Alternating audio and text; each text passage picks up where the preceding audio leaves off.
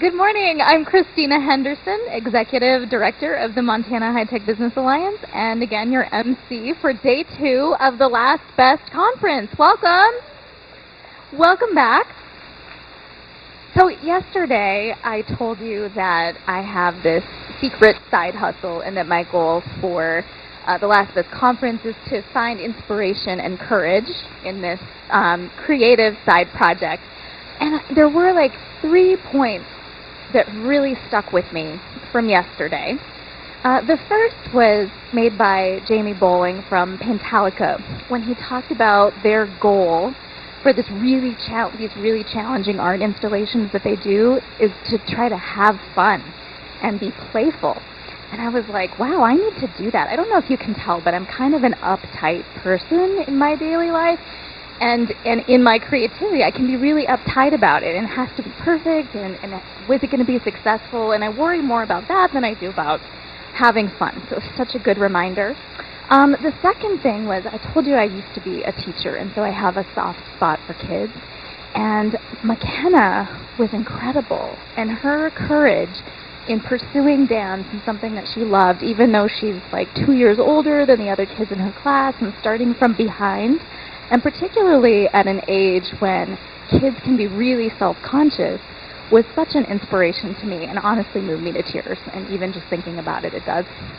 And then the third thing was I loved that panel in the afternoon about music and entrepreneurship, and just hearing these guys talk about the discipline and commitment that they have was such an inspiration. So like John waking up at 4:30 to practice drumming so that he can fit it into his day, or Scott's commitment to do something creative every day, even if it's 10 minutes, really made me rethink how to fit creativity into my life when it can seem hard. It was nice to hear specifically how other people did it. And I'm sure you all have your own takeaways and inspirations. I hope that on the breaks and during the breakout sessions that you share those with each other, because I think it can be so great to both remind yourself of what you want to take away from the experience and also to hear what was meaningful to other people. Well, today we get to do it all again. We have another lineup of amazing keynote speakers this morning. Later we're going to head into downtown Missoula to build community again.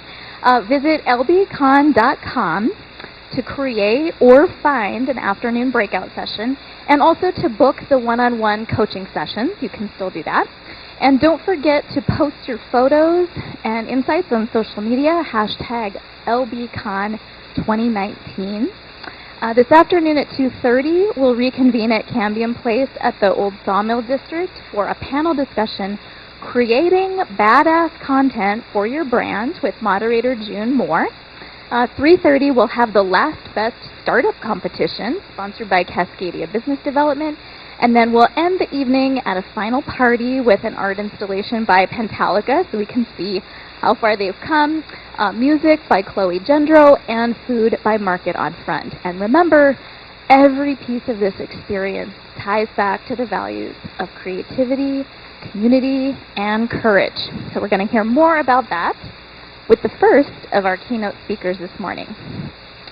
Genevieve LeMarchal is a serial entrepreneur with over 10 years of experience building and growing startups and early-stage businesses in various roles.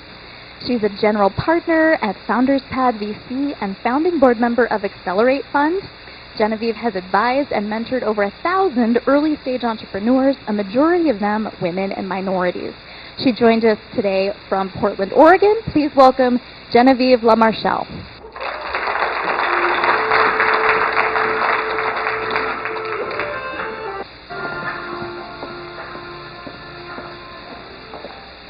Hey everybody, my name is Genevieve LeMarchal, and I'm so excited to be here because I can't wait to tell you guys about how I used to be a professional beggar.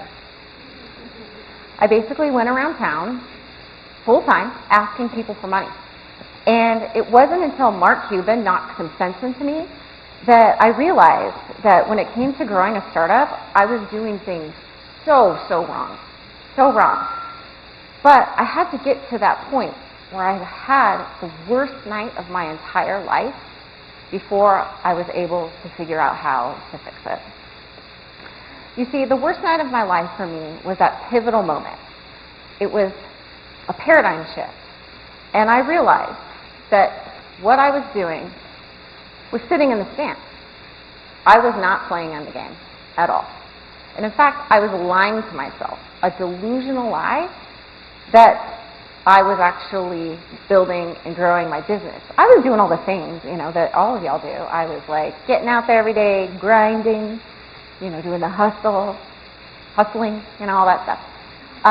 But really, when I had this one night, the worst night of my life, this is what it took for me to get authentic. And when it happened, everything changed for me. So I'm going to tell you guys what happened on this worst night of my entire life, what Mark Cuban has to do with it, and I'm going to explain to you how this path led me to becoming one of the youngest female venture partners of a venture capital fund in our country, to becoming one of the founders and board members of the XXcelerate Fund, and to mentoring and advising over 1,000 entrepreneurs over the past 2 years, and here to you guys today. Because really, we all have the worst night of our life. If you haven't had yours yet, it might be coming. And that's what we're going to talk about right now, because I'd really love for you guys to not have to deal with what I dealt with. So, I really want to talk to you guys about how you can use this to get in the game, and if you haven't had it yet, how maybe you can forego the pain and the suffering and get yourself in the game without it.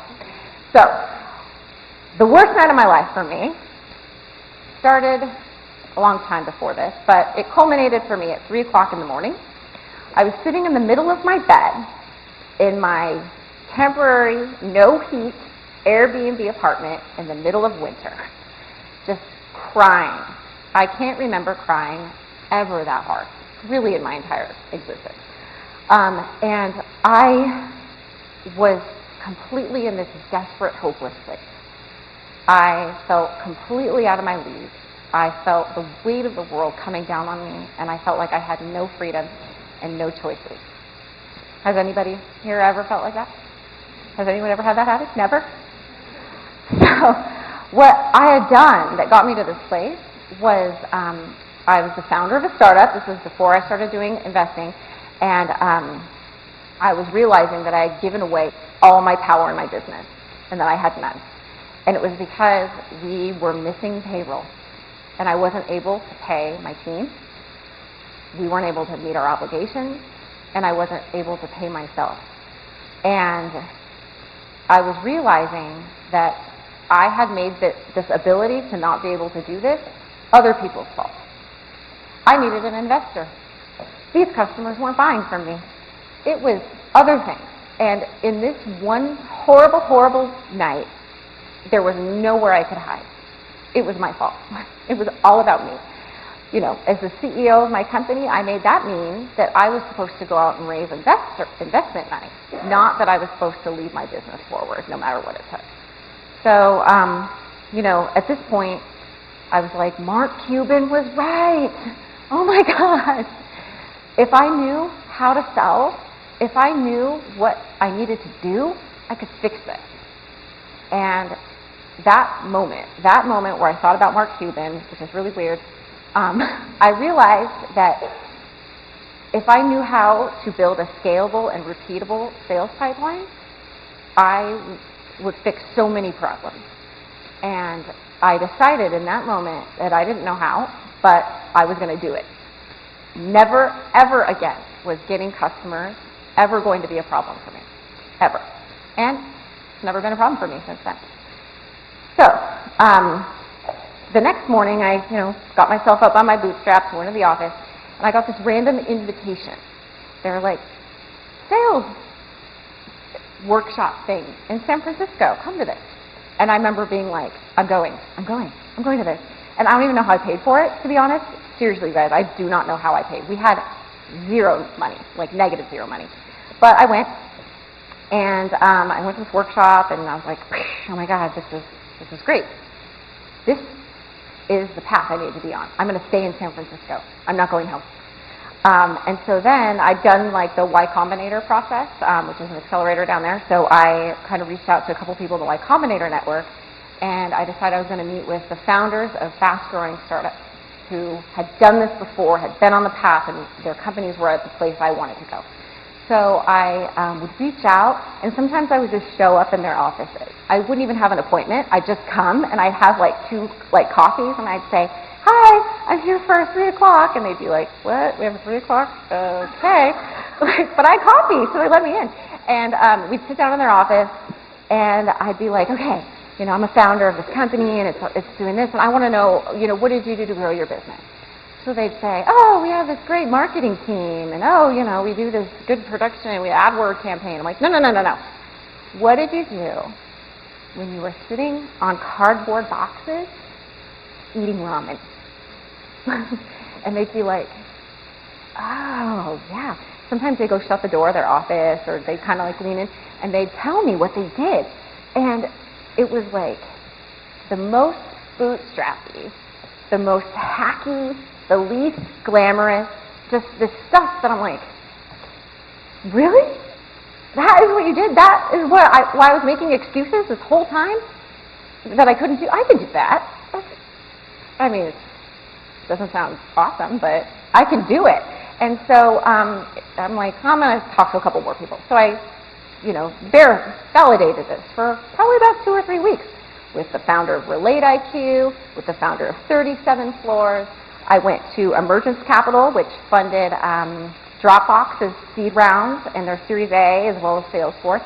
And I was like, "Hey, I've been talking to Josh from Relate IQ, and he told me this is how he gets sales." And they're like, "Oh, yeah, that's how it's done." I'm like, what? I thought it was a secret, big fancy thing that I need all this money to do. So, so I went home to Portland, and I was like, I am only going to focus on sales. No more pointless meetings. I'm not running around town anymore asking for that person's opinion and this person's opinion and going to this stupid thing and that thing and eating food on little plates. I'm not doing any more of that. So I focused 75% of my time in my business on all the hacky, all the unglamorous, all of the sales stuff. And that quarter, we went from -0, let's be real, -0, to $750,000 in qualified pipeline within 90 days. And I think we didn't close all that as pipeline guys, but like 250,000 of that or something we closed. So then I'm going around town telling everyone, like, "Guys, don't raise money. We can make money." Investors, they'll write, they come, they go, whatever. But customers, they can give you money now, and you don't have to pay them back. So people started showing up at my house, and I was teaching everyone how to do sales, and it was a great thing. And so, I was focusing more of that. And one day, I was at this kind of investor networking event with this fund that's actually the fund I'm a general partner of now. This ironic, but that aside. And I was there and talking with all these, VCs. I got my plate, with like crackers and cheese and talking to people. And the whole time I'm going, I've got stuff to do. I'm like busy. Like, I can't be here. And so after the event's over, I had an email, investor update email going in my draft. And so I go across the street to this schwanky little bar, and I have this thing where I like to drink champagne and eat French fries. Like, I like them together. And so I'm sitting at the bar, and I got my glass of bubbles, I got my fries, and I'm writing this investor update, and I'm saying, here's, the pipeline, and this deal stuck, and this deal's closing, and this one is this, and our pipeline value's that, and I'm forecasting this close, and all this, and, thinking about everything I have to do. And then I was like, you know what? Thank you guys so much for all of your support, and all of your help, and all of your, advice, whether it was good or bad. Most of it was neither nor. But I've really got to focus on the sales pipeline now, as you can see. So we're not raising money anymore. I don't have time. I can't keep doing this, and I've got to focus. I only have 24 hours in a day. So I sent this email. I'm like, okay, that's done. It's off my plate. I'm on my own. We got to figure this out. And then I look down, my phone's like ringing, and it's one of the investors who's on the email list. I'm like, oh, Tom's calling. Weird. What does he want? and then text messages start coming through from other investors who are on that email list. I'm like, what is happening? And then I look at my laptop screen, I've got all these replies to email. And I'm like, okay, so I look at these texts, look at these replies, and everyone's like, whoa, Genevieve, wait just 1 second here. You never sent me a term sheet. How much were you raising again? I was waiting to hear this one answer from you, and you haven't gotten back to me yet. You and I were supposed to get coffee, and wait a minute, let's talk about this before you just go ahead. And I was like, oh my God, this is what was missing the whole time. And so that was the paradigm shift for me, where I was like, you know what? You know how you get money? You don't need money. And then you get money. And we did need money. We did. But, I ended up not raising it because, I had to make a choice. So, focus 75% of your time on sales. And so, the thing about this is, I was not a professional salesperson. It's not like I was like, oh, I got, the jacket with the shoulder pad and, like this. I didn't know what I was doing. But that's not the point. The point isn't that. What I did do is I said, I've been sitting in the stand lying to myself for long enough. I've been eating popcorn and eating hot dogs and watching people play the game and talking about how I'm playing that game, but I'm really not. So all I did was get myself up from the seat, put down my hot dog, and go 1 foot in front of the other down the bleachers and onto the court to play a game that I didn't know how to play. But I was like, pass me the ball, I'll figure it out, and this is really all you have to do, and you don't have to, you don't have to be a pro at anything. Just get out there and focus a majority of your time on just talking to your customers. Whether they've paid you or not, you should help them at this stage. Whether they've bought your product, whether your product's even ready to buy, if you aren't talking to your customers about your product, then you're in the stand. If you're not offering them your product to pre-sell it or getting them to buy it before it's ready or order it so that you can deliver it in the future, you're in the stand. And so if you just show up every day and you do this, this is how you will win. This is how we win. This is how you get customers. This is how you get traction.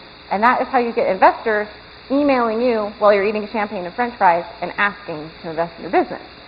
So, just focus the majority of your time and do this. So it's not like we say, oh yeah, I'm going to start this business so I can sit in stands and eat popcorn and kick the can down the road and pretend. None of us do this, right? But the thing is, stuff comes up. I'm really busy, I've got this website for our business and it doesn't look right and it's not a good representation of our brand and I've got to make sure that the branding is good and also, I've got this legal thing over here and that's risky so I got to get that handled and, I can't just go out there and start doing this because when the floodgates open, we're not going to be able to deliver our product and so I've got to make sure I've got the right, resources, we've got to have money in the bank because I've got to be able to hire the people to do this stuff so that I can get out there and do the thing because it's super irresponsible to just go out and tell this. I can't do it without that. And, I've got to work on the actual product. The platform isn't, totally there. It's got to get, to a point where you can even sell it. I mean, what are you thinking? And, am I the only one who does this? And, and so, you know what these are, though? These are excuses. They're considerations. They're justifications. Well, here's why I'm not blah, blah, blah. And they are deflections. What it is. So why do we do this? We do it because we don't want to launch. And why don't we want to launch, right? Why not? We all want to launch, right? But why here is fear striking into our hearts when we think about it? Well, because we don't want to look bad. You're going to get out there on the court, you don't want to play. Look at these shoes. I can't play basketball in these things. But, you get on the court, you're pass me the ball, and then I dribble it terribly. Then I, hit it on my leg, and I have to chase it. And then, I make some shots, I'm going to miss them. I might get fouled, someone's going to elbow me in the face, it's going to hurt, and you're just like, ugh, sounds awful. I don't want to do that. But you got to do it. Like, you get out there, you dribble terribly, and then you get better. And then you make a couple shots, you miss them, then you start making some. You get fouled a little less. You trip a little less. And pretty soon, you're pretty damn good at the game. And it'll happen without you even really realizing it, but we don't want to deal with this. It's not fun because we have this. So I want you guys to do something. Turn to the person next to you right now. Shake their hand. Say hello. Say hi to them. So, was that hard? Was that person nice? So, the reason that we're not getting out there, not doing all this stuff, letting all this take over, is because the fear that grips us in our chest and runs our minds and scares out of us, and we're so terrified of this person. We're scared. I'm scared of you. You're scared of me. You're scared of you. You're scared of you. So now we're all going to sit in the stands and eat popcorn together because we're scared of each other. Like, it's so silly. It's so silly. But, no one ever says, like, hey, let's start a business so that we can, be scared of each other and, kick the can down the road. That's not obviously what we're thinking, but it's what we're doing. It's how we're acting. And it's like, why do we do this, right? Why? Okay, so I recently discovered why we do this. So we all have, humans, a degenerative disease. And it is running rampant through everyone, but especially with entrepreneurs, because, some people can have this disease and it's fine, but if entrepreneurs have this disease, it's quite degenerative. And the funny thing about this disease is dogs don't have it. Dogs are immune, but humans, we have this. And this disease is called someday. Someday. Someday is a disease, and it will take your dreams to the grave with you. So, if you want to do something eventually, really you should just do it now and course correct along the way. But someday it's such a nice, tidy little hook to hang our excuses on, right? Oh, yeah, I'll do that someday. That's cool. Yeah, that's a great idea. Let's do that someday. I'm gonna write that book someday. I'm gonna start that business someday. I'm gonna become a venture capital fund manager someday. This is what we do. So, what if you could get rid of someday? What if someday could go away? Can you do that? Do you guys think you could remove someday? Because if you remove someday, you're going to have to reckon with all of this stuff. But, see, the thing about this is, the worst night of your life, if it hasn't happened, it's coming. And as soon as you can get past someday, the chances that the worst night of your life happens or happens again go way, way, way down. If you can get yourself out of the stands and onto the court, even if you really suck at the game, the chance of you having to have the worst night of your life drastically reduces. So, what if we said, no more someday? Today. Today. And what if we decided, I'm going to take some action on something today that I have been deferring to someday, but I'm going to do it today. What if you could have a conversation that has been needing to be had, but you haven't been wanting to do it? What if you could make a phone call to a co-founder or a team member or a customer? You could make an ask that you've been wanting to make. You could send an email that's been needing to be sent.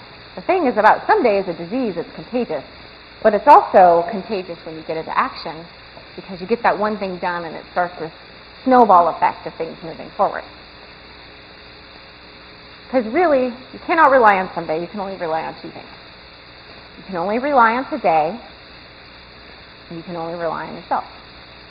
Can't rely on you or this person or that customer. Only today, no tomorrow, no yesterday, and only yourself today.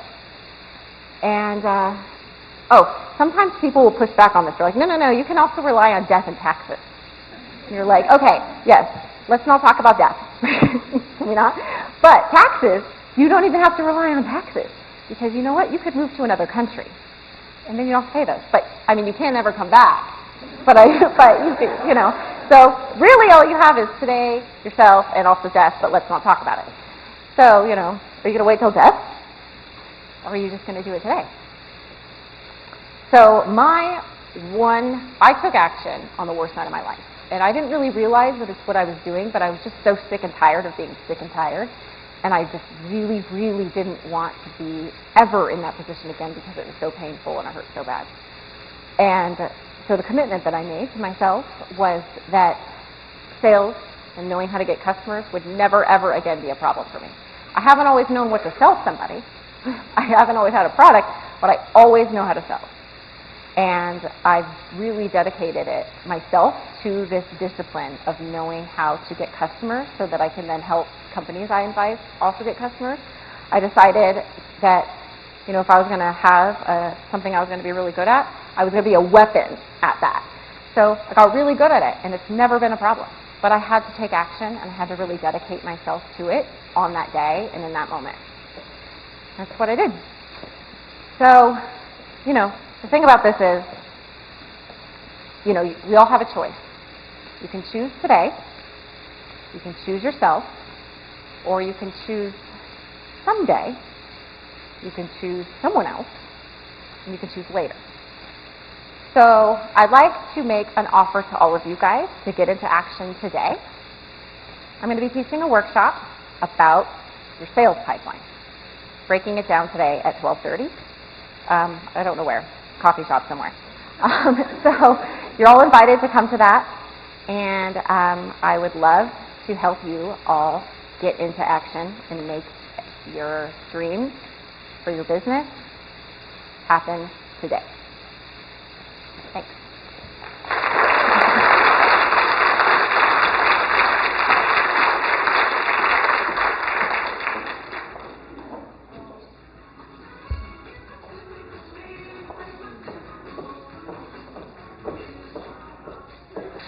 Well, that was a great inspirational talk to start off the day.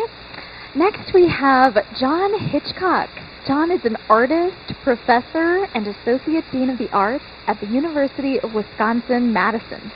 John uses the print medium to explore his relationships to community, land, and culture. His mixed media, cross-disciplinary, multi-sensory installation called Bury the Hatchet combines his interests in printmaking, rock and roll, and Kiowa and Comanche history into one visual expression that offers a retelling of the narrative of the American frontier. Please join me in welcoming John Hitchcock to the stage.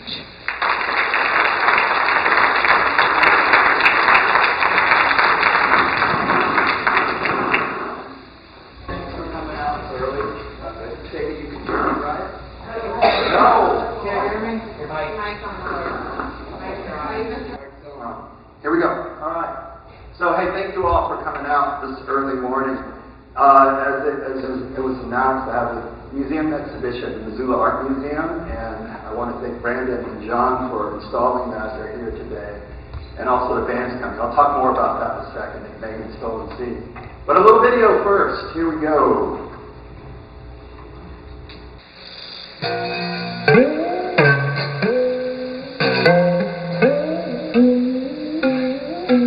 Medicine on them kill. Their medicine on them kill as a result of it. As a result of it. Yeah. Yeah. Think more. Think more. Big tree. Big tree. American horse. But they were well-known Kiowa warriors, war chiefs. Was of the Kiowa people, because the world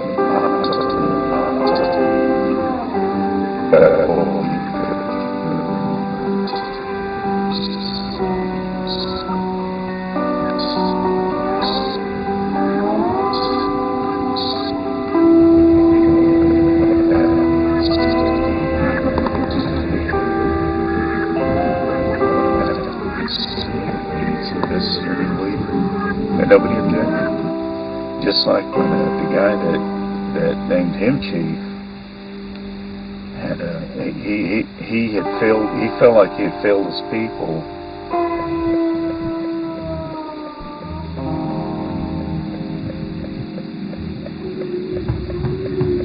That he were pursuing, and he got too confident that they weren't going to get that nothing was going to happen to him.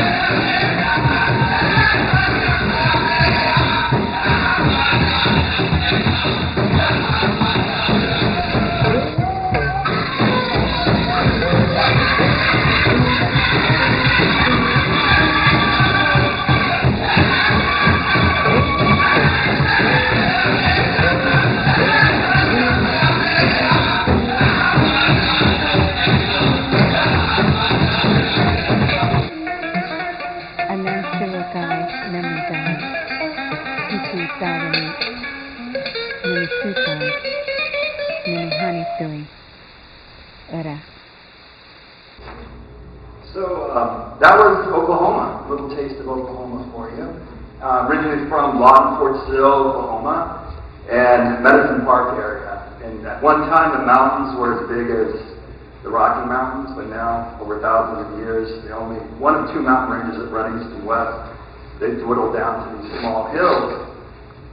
So the Wichita Mountains had a huge influence on me. The wildlife refuge, the buffalo, the elk, the deer as well, and its location, proximity, Highway 49 separates my family's land, which is Kiowa Comanche land, and my dad actually ended up at Fort Sill, the military base, which is on the opposite side. I'll talk a second about that. So the military itself is Fort Sill, located right next to the Wichita Mountains, and the Wichita Mountains has the oldest longing passion play going on, called the Prince of Peace, which to me as a kid, I thought that was kind of where, the whole Jesus was actually buried, and this is like the world of Jesus, and that wasn't the truth. And these fancy helicopters, the Kiowa Comanche and Apache, are located flying around the mountains. And so it was very interesting to me to watch them growing up. My father worked at the military base. He was from Michigan originally. He's German and Dutch. My grandparents are Kiowa Comanche, so my grandfather worked on helicopters and also tanks, so it's very interesting dialogue to see them both coming from different sides, working on this military weaponry, and the military weaponry actually named after the tribes themselves, the Kiowa Comanche and Apache. And he helped weld the sign, helped preserve our heritage, do not climb on our weapons. It's kind of huge when I saw it. I'm like, wow, is that real? That is real. And so like I said, I grew up drawing actually from my Comanche grandmother, my kaku. So she would make these beautiful beadworks that were geometric shapes. And I learned how basically to think about drawing the representation from her. She would have me go outside and I'd draw flower patterns, floral patterns from rose bushes. And I'd also draw the geometric shapes. And so the geometric shapes, she'd say, design what you want. I'm like, what? So she said, use your imagination. I'm like, is this for real? So as a kid, a little kid, being able to be free to draw on a paper bag and do whatever I wanted, and that imagination to think differently. But then she said, go outside. I want you to draw from the actual rose bush. And so from that, I started to kind of gather the fact of the imagination and how it's used, and the fact that I can actually observe things and bring them together. So to me, this was sort of one of the most important things, is to think in terms of observation, but also how do we use our imagination and think? And how do we innovate? How do we think in terms of our own terms and not others? About what was said earlier, do it now, I don't have time later, I will die. This is it. So every day is the moment, how do you act on that? And so from little kids' perspective, the philosophy was already built. So from then on, that was it. Time to make it. I'm going to go through some quickly recent exhibitions and projects. I went to the Plains Art Museum to actually study the Kiowa and Comanche beadwork they have. And at the museum, the Buffalo Bill Museum, very unique because my grandmother's experience was actually living in a boarding school, and so that experience of her learning the beadwork from these tribes that were northern tribes were the floral patterns. She was from the plains and did geometric, and so that understanding of floral was new, but also very exciting. So how do you introduce that to the family, but how do you use it in a way that's authentic to you? And so that was really unique as a kid. And as I grew older, I kind of moved out of it and started to think in terms of installation and how does that fit the nature of what I do. Interestingly enough, at Buffalo Bill, they put you on display. So it's kind of unique to be I'm half, like half-breed in a sense, or mixed blood, and here I am, like looking at my ancestors' beadwork, and then drawing and painting too at the same time. And that's kind of what you do as a teacher. I mean, I'm an educator. I teach at the University of Wisconsin-Madison. I've been there 18 years, taught in Morris, Minnesota for 3 years, grad school at Texas Tech, Lubbock, and that whole idea of the plains and then moving on the other side of the Mississippi was a whole other world. So while I was at the museum, and I actually have this in the exhibition at the Missoula Art Museum, is the drawings that are placed in this small sketchbook. The handmade sketchbook from India, actually. And so I take that and paint and draw, but then I also have the opportunity to look at actual objects from the museum. And some of those objects, to me, they're living still. They're old, they're not, they're young, and they're alive. So there's a power to them. And as I grew up, I was told never to touch them unless told to, or you become an elder.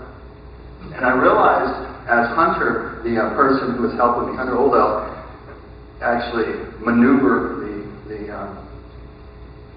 moccasins, she said, "Can you move those?" Like, she'd been moving for me. And I was like, I did move, and she moved them for me. And there was a time when she basically said, "It's your turn to move them." And I really got scared. I'm like, "I can touch this belonging? This belongs to somebody." She says, "Yeah, it belongs to your ancestors, and they touch the ground that you're touching right now. So what are you going to do about it?" Then I realized I'm an elder. I have a responsibility. I have to act upon it and also work with students, work with people, and realize that it's important to act and relate and do as you do and do it now. And so that was important. It was a really important moment for me to realize that I am an elder and I have responsibility. So that's really tough to wake up to. You're like, oh my God, this is real. And so that ownership pushed me, and I started to think in terms of how I mix and bring together the patterns, the shapes, the designs. And I was fortunate to come here to the university about, I think, a year ago, maybe 2 years now. And if you come to the museum, you'll see all the works printed. I came up with 2 designs. Both of them were on the computer, and they were drawn from small sketches that I drew at the museum. And so each design, I played with color a little bit, but I actually made several transparencies. I'm a screen print artist, primarily trained. I'm also a musician, but I'm not trained. I've trained myself since I was a kid.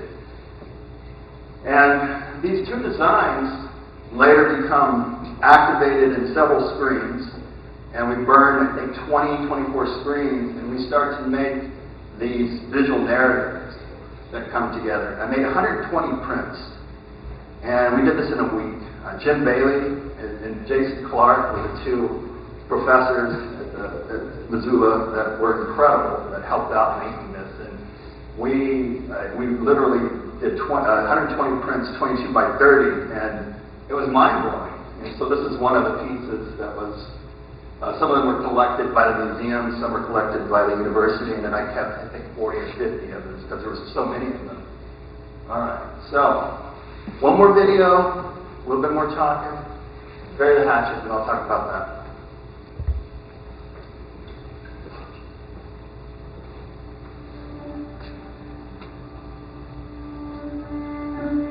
Burying the hatchet to me is about a conversation and healing. And that healing in the process of historic trauma and the trauma that's passed down through genes, through our genetics, but also through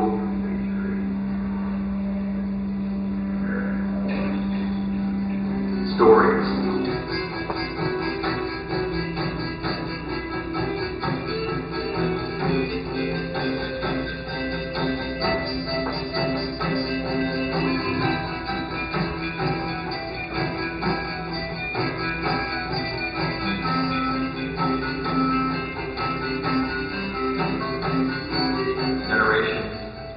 Spend their time giving back to that space by remembering. So you really never bury the hatchet. You move forward and remember the people that are really important to you.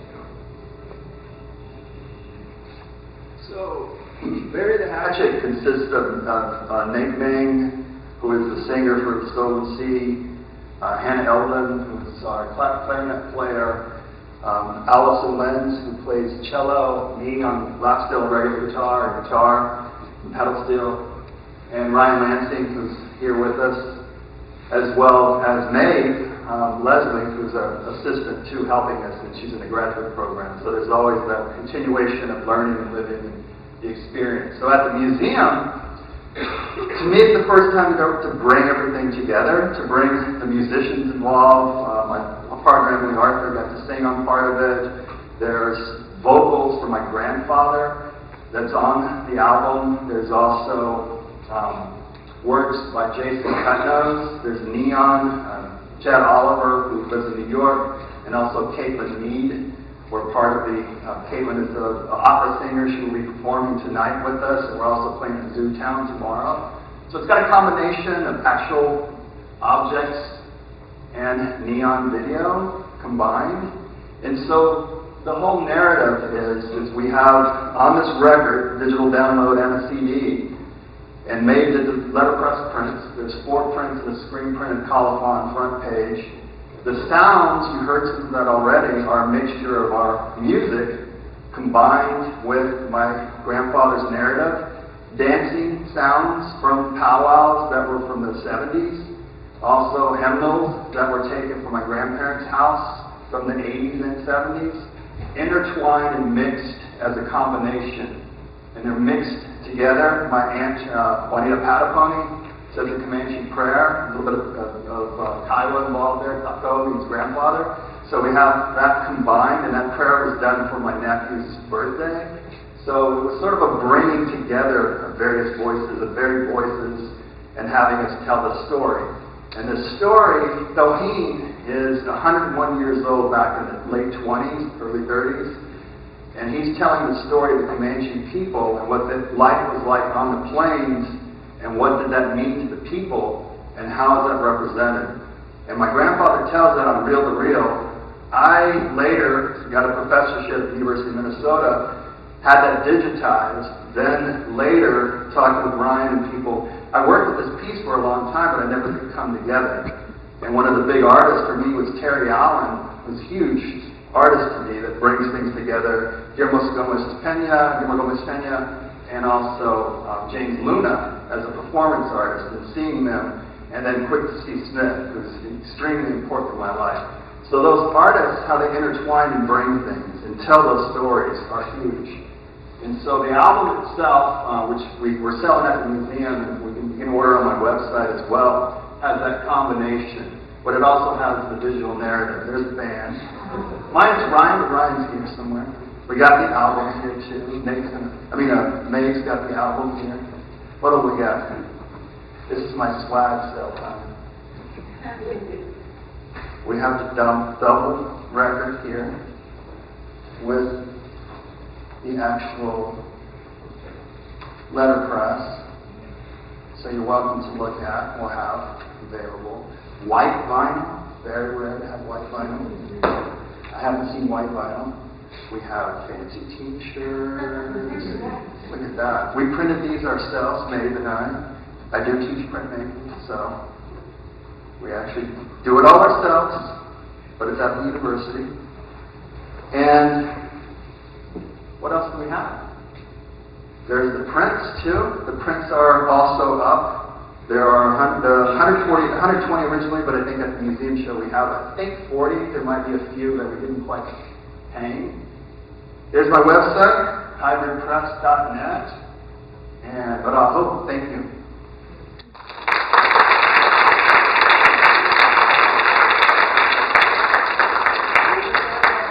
And also at the Zoo Town. And you got more for us. You. Well, this is amazing. Yesterday afternoon, I was out admiring the installation in progress with Pentalica, and one of the artists from out of town was telling me what an incredible treasure the Missoula Art Museum is, and that it's unique to our community, unique in the state. And as you can see, they bring world-class artists to our community. It's wonderful that the schedules aligned and the stars aligned so that John was able to be with us at this conference today. As he mentioned, Missoula Art Swing at the Missoula Art Museum will feature John Hitchcock with The Stolen Sea. Caitlin Mead and Nate Mang will be with him today, and they're going to have a show from 6 to 8. You can get into the performance with your Last Best Conference badge. Keep in mind we do have the party out at the Old Sawmill District, but if you're inspired, you can also get into the show at the Art Museum. So, great opportunity. Next up is June Moore.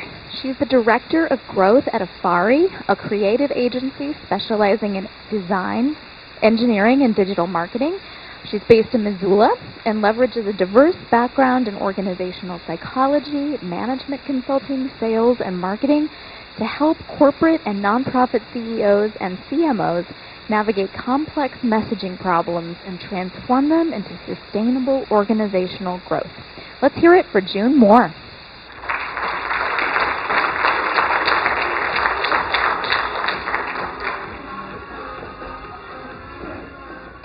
Hi, everybody. How are you doing this morning? I like the balloons. They weren't there earlier. All right, so we're going to have a little bit of a shift. I am the Director of Growth for Affari, a creative agency, so we're going to kind of get into some business topics right now. And we are a boutique creative agency that works with brands big and small that are changing the world. Some of our clients include Patagonia, the International Rescue Committee, and we recently got to work with the Headwaters Foundation, which, as many of you know, is based right here in Missoula. And so whether we're building a website or we're putting together a digital marketing strategy, we know we've done a good job when we've increased our clients' capacity to have meaningful interactions and engagements with their customers. And when we're able to do this, when we're able to help our customers have those meaningful interactions with their customers, they're able to sell more products and services. And for our nonprofit clients, when we're able to help them make the right connection with those right donors, they're able to elicit that important donor dollar that allows them to carry their mission forward. And that's something that we're really passionate about. So those outcomes combined help to create economic and community opportunities and growth. And that's something that we're really passionate about in our mission at Affari. We are very passionate about creating opportunities for economic and community development through our work with our clients. So for today's focus and for our time together here, I'm going to treat you kind of all as clients this morning. I am hoping to be able to make a positive impact in your business. And one of the ways I want to help you do that is to cut through the digital noise and fatigue that so many of us are experiencing in today's kind of marketing and sales world, so that you can have more meaningful interactions with your customers. And the best way that I know how to do this is by introducing you to account-based marketing. And this is a marketing framework that we use internally at Affari for our own sales and marketing. We use it with our clients when we're putting together digital marketing strategy. And I had the opportunity to teach account-based marketing in my digital marketing class. So all my students had to suffer through learning this framework in the fall. And I want to kind of start off for the data people in the audience who enjoy a good piece of data. 75% of technology service providers with more than $10 million in revenue are going to start adopting the ABM framework. And these are the Amazons, the Adobes, Marketos in the B2B space. This is their world. And so this is becoming kind of the gold standard in business right now. And so by a show of hands, can you please raise your hand if you're a business owner, entrepreneur, aspiring entrepreneur? All right. If you touch sales and marketing at all? Yay! All right. So hopefully this is going to be a really great framework for you to start to incorporate into your practices. So I want to start off by asking you, what is or what has been kind of one of your worst client experiences?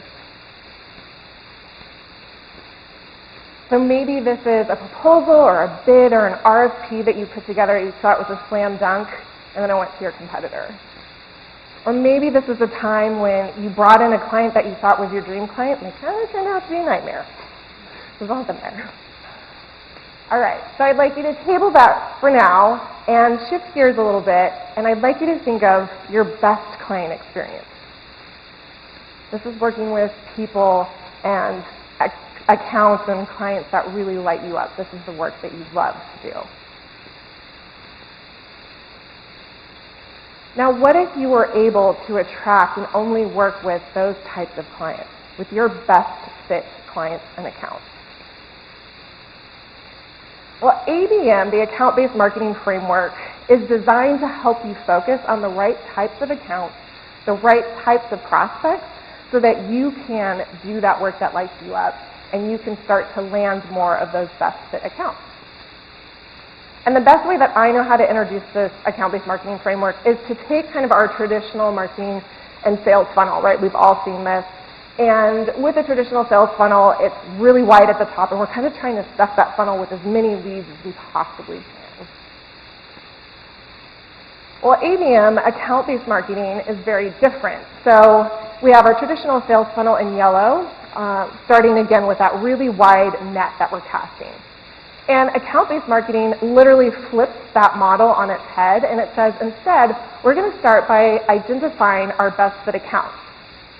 From there, once we have a list of accounts to target, we're going to look at a group of buyers in that account. There's rarely one person that's making a buying decision, so we need to consider a buying committee or a group of buyers. Once we've kind of done our homework and we know who those people are and we understand where they hang out, what platforms they're on, how they're consuming information, then we can start to really intentionally engage with them based on this information. And the idea is once we've been able to do that, we can start to create advocates both inside the organization and outside to have people adopt our products and services. So starting with the very top here, when we're going through and identifying our best fit accounts, and I literally just did this with my boss a couple weeks ago, how do you do this? You go through and you want to look at historical data, so you can go with your sales leads or your sales team and just look at what are the characteristics that make up our best fit clients? Who are they? How can we distill some characteristics so that we can maybe go out and try to target the same types of clients for ourselves? And then also because account-based marketing is very targeted and specific, we want to think about a specific geographic region as well. So this is where it's very different from that traditional funnel where you're kind of stuffing as many leads as you possibly can. You're getting really specific and strategic. And this is where ABM fixes kind of the first problem with traditional sales and marketing.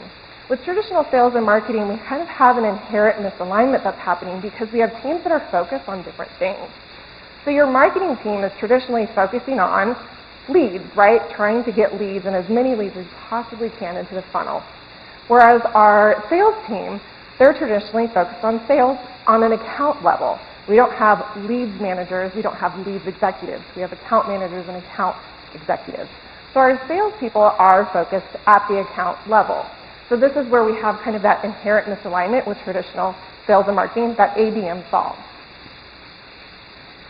And when we have this misalignment, we have people focused on different metrics. So marketing can sit there and say, dude, we're killing it. We're throwing so many leads into your funnel. WTF, why aren't you converting? This is a headache I'm sure a lot of people have experienced in the business world.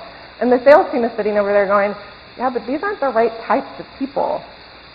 So if you have this misalignment, leads versus accounts, you have teams that are also looking at different measures of success. So ABM, really the founding principle of ABM is bringing your sales and marketing team together as a team of one. And everyone is focused on closing the right accounts. So you're having more coordinated plays between your sales and marketing team and more collaboration. So once we've been able to do that and we have kind of a list of our best fit accounts, the next step in the ABM process is to expand into a buyer group within an account.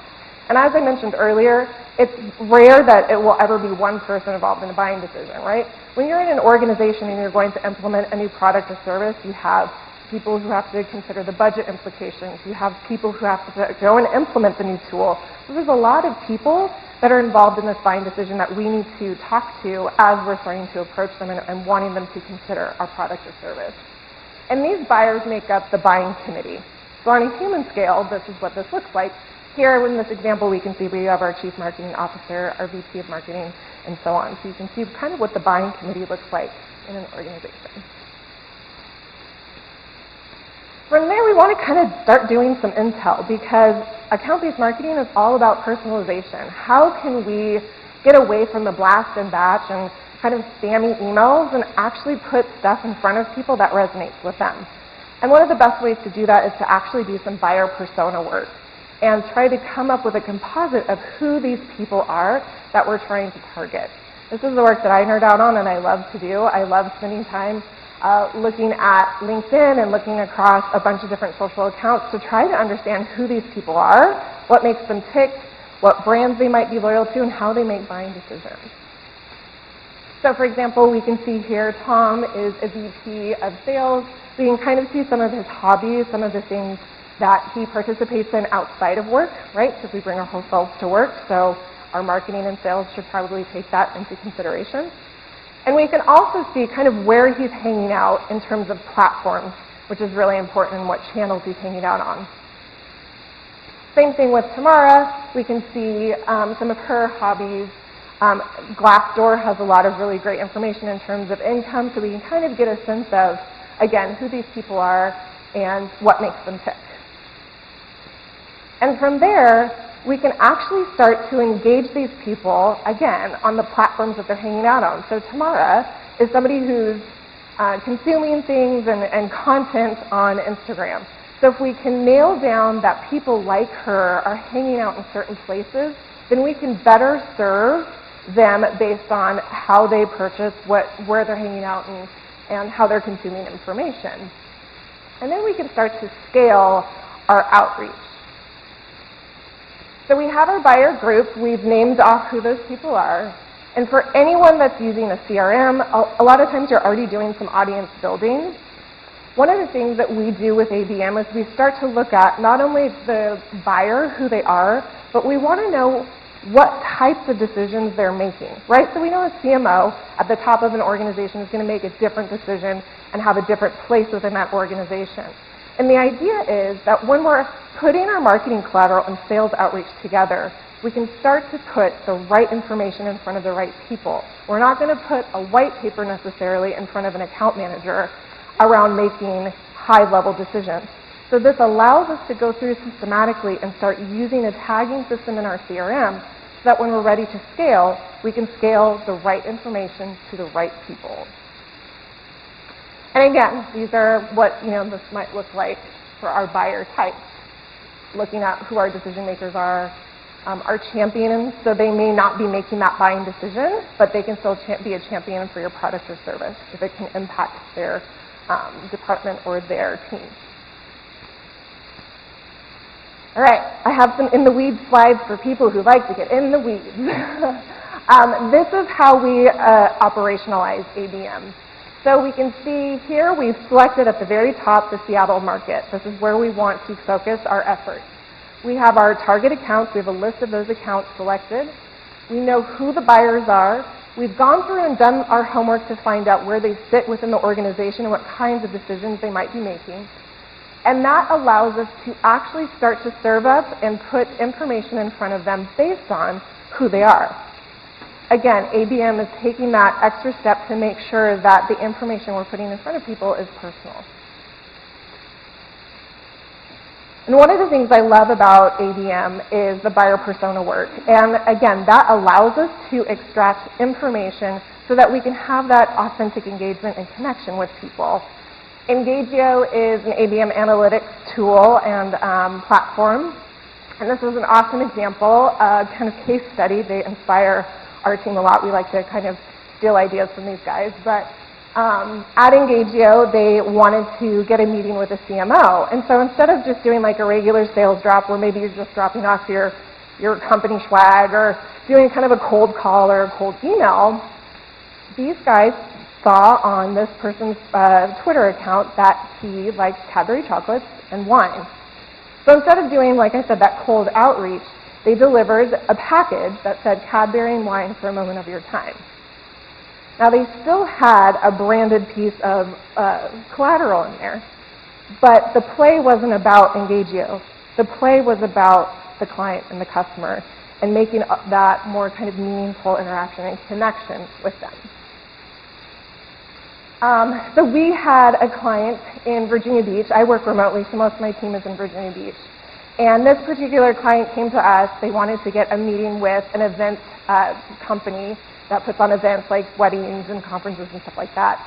And we recommended taking the ABM approach. So doing our due diligence, we noticed that certain people in this team were really gassed during conference season. It was a season and time where people were working a lot of hours, and we could see this data on their social profiles, like on LinkedIn and other places. So we went back to our client and we said, why don't we put together some self-care kits for conference season? Again, this is how ABM takes the data and information that's out there and makes it so you can have a personal touch or play with a potential prospect or client. So luckily, they were successful in getting a meeting with their potential client.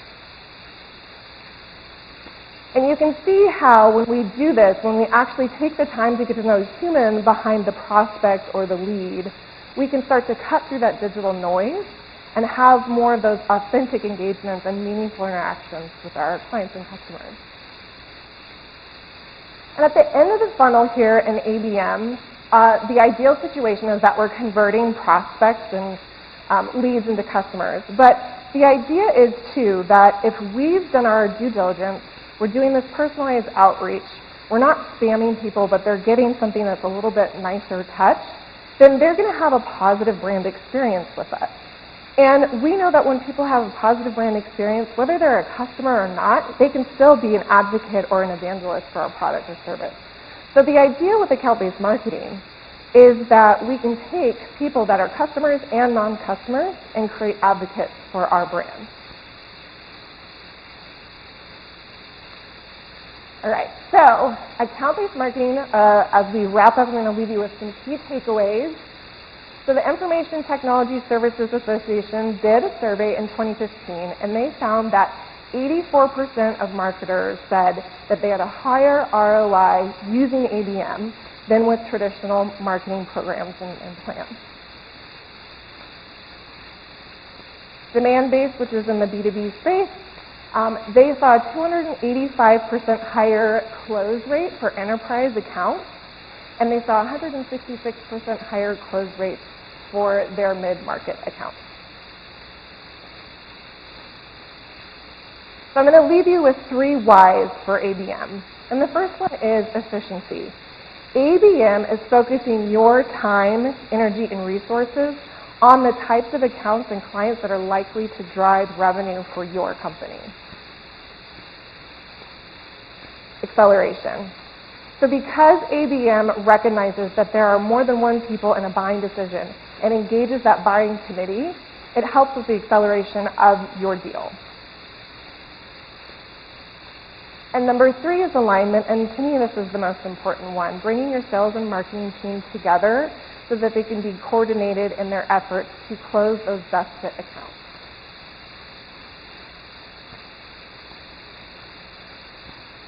So I hope in my presentation that I've encouraged you all to kind of think about account-based marketing and what parts of the account-based marketing framework you might be able to integrate into your business so that you can start to attract and work with those best fit clients that you've all thought about in the beginning here so that you can do the work that lights you up.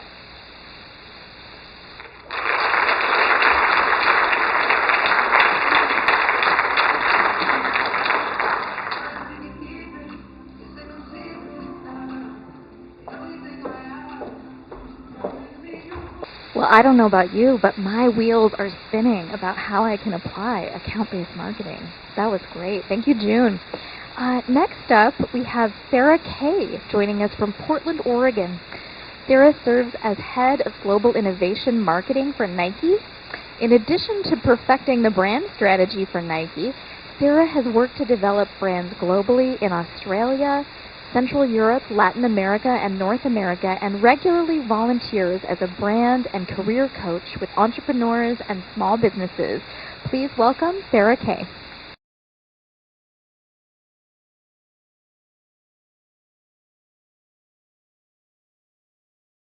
Hi.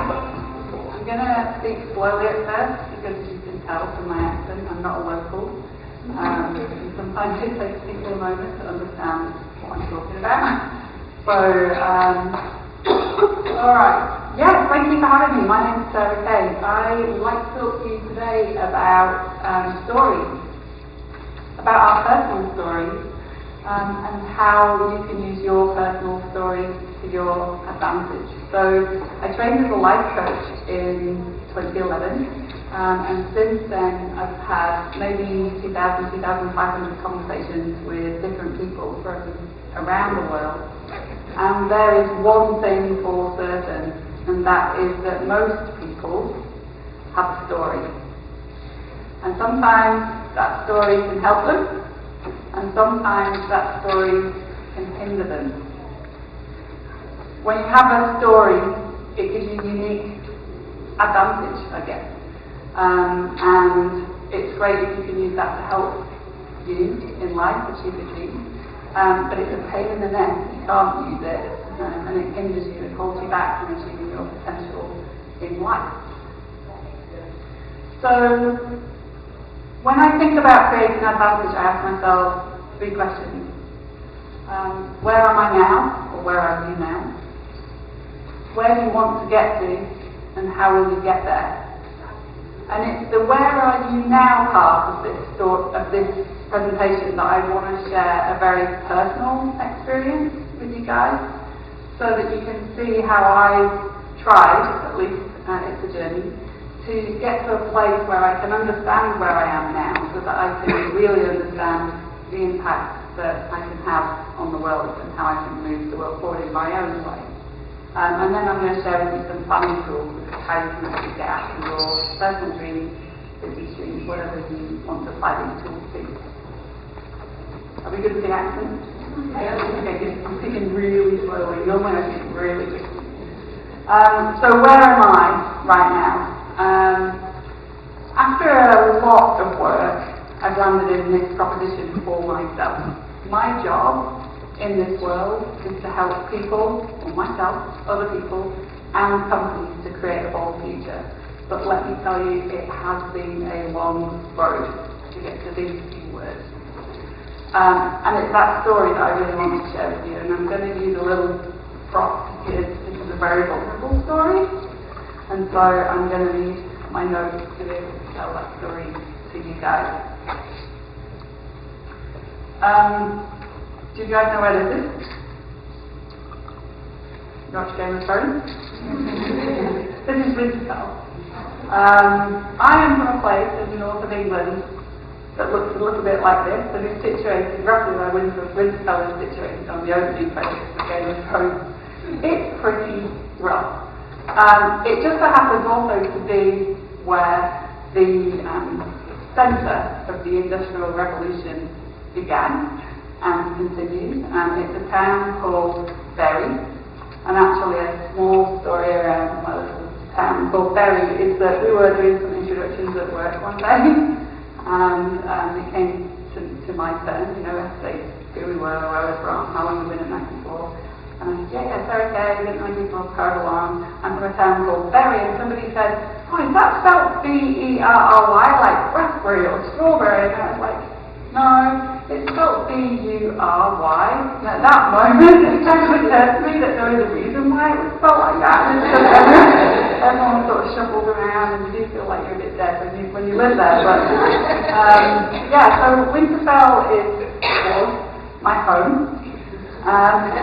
This is where I grew up, and because of the nature of how I grew up, it really inspired me to gain some skills to have a great ball future.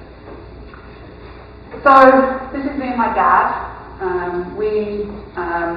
My family lived in Barry for the longest time. Like if you Google the K family, which is my last name, you can see that they were there for hundreds of years.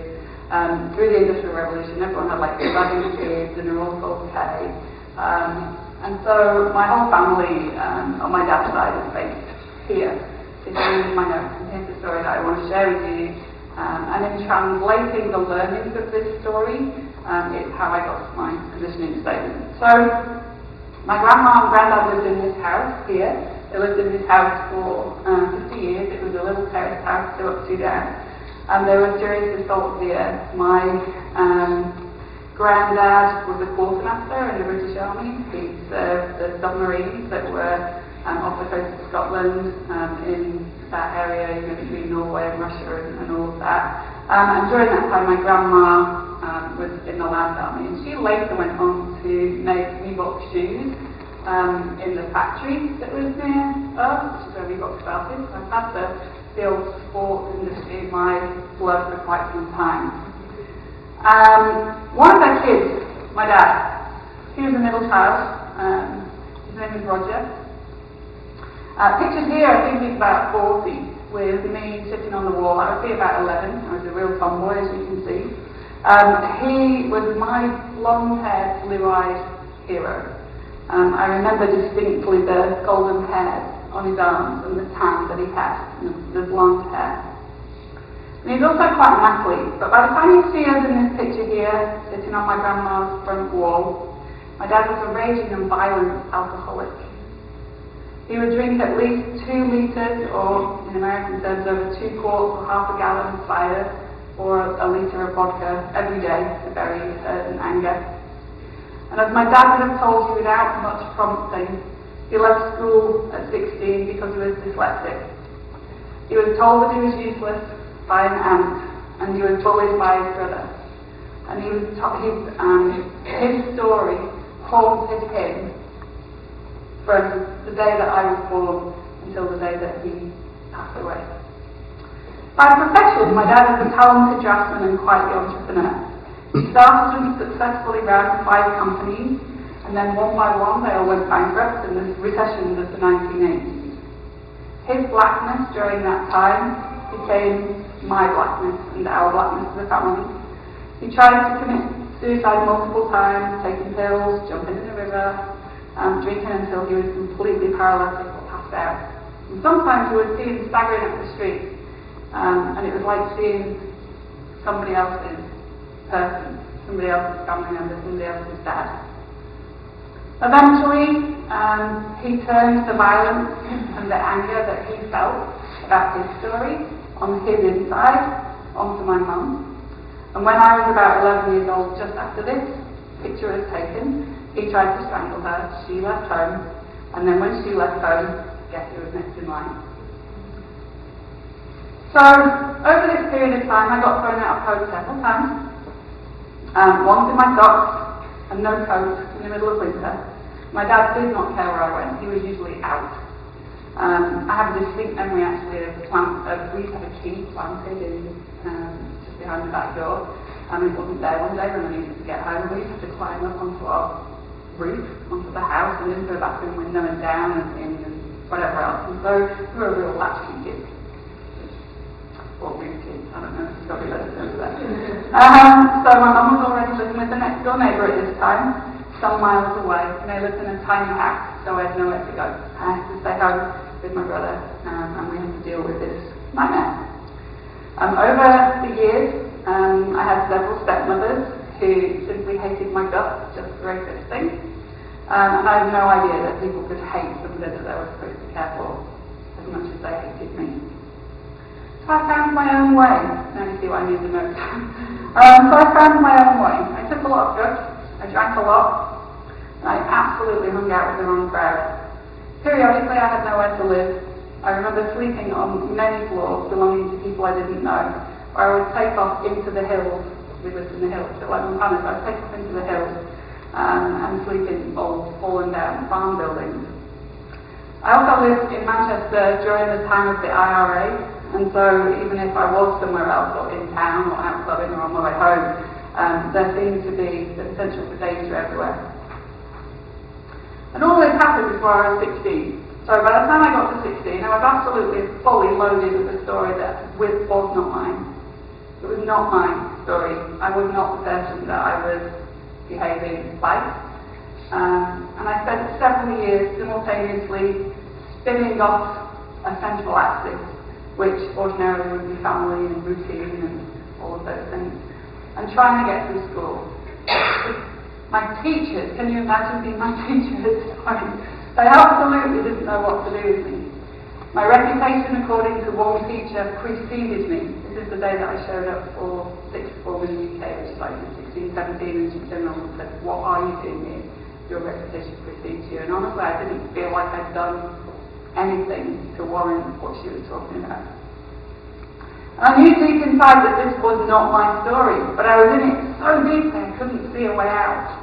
So I just drank more, I took more drugs, carried on hanging out with the wrong people. I just wanted the chaos and the drama and the negativity of what has been so far to stop.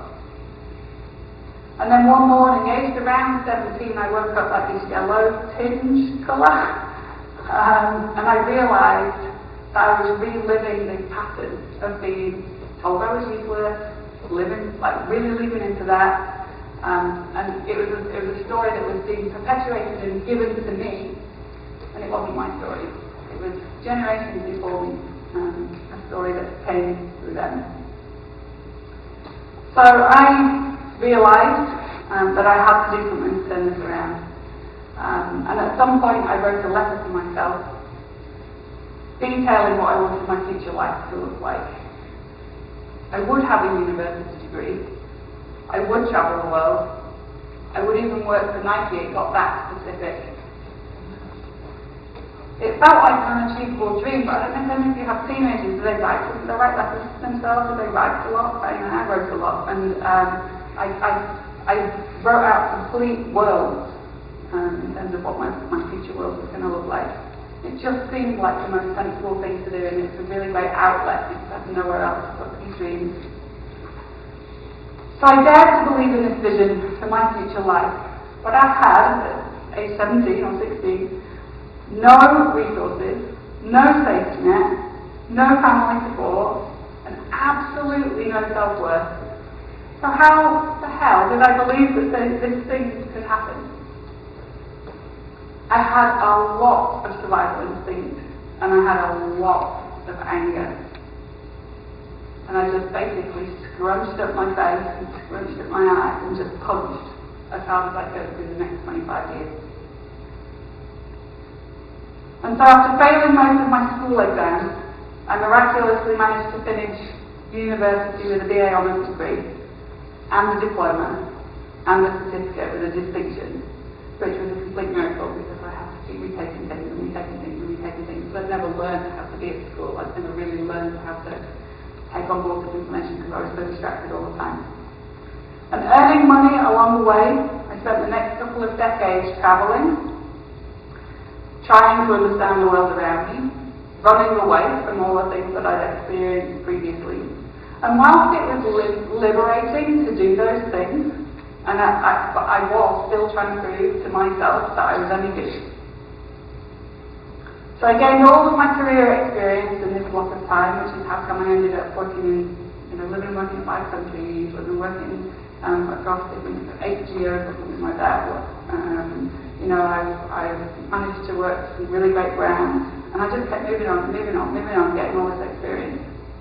And no matter how much experience I got, no matter how well I performed at work, I still didn't feel good enough. I still have this story of being useless in the back of my mind. And I was still living somebody else's story that wasn't mine to live. And there I was, just merrily living it away. And then, age 40, my dad died. Wasn't really a shock because he was basically just trying to kill himself the whole time through all of the drinking that he did. And then his wife at the time essentially stopped abusing my brother and I by sending us all this awful vitriol. And when that happened, the world went quiet. The noise stopped. The chaos stopped.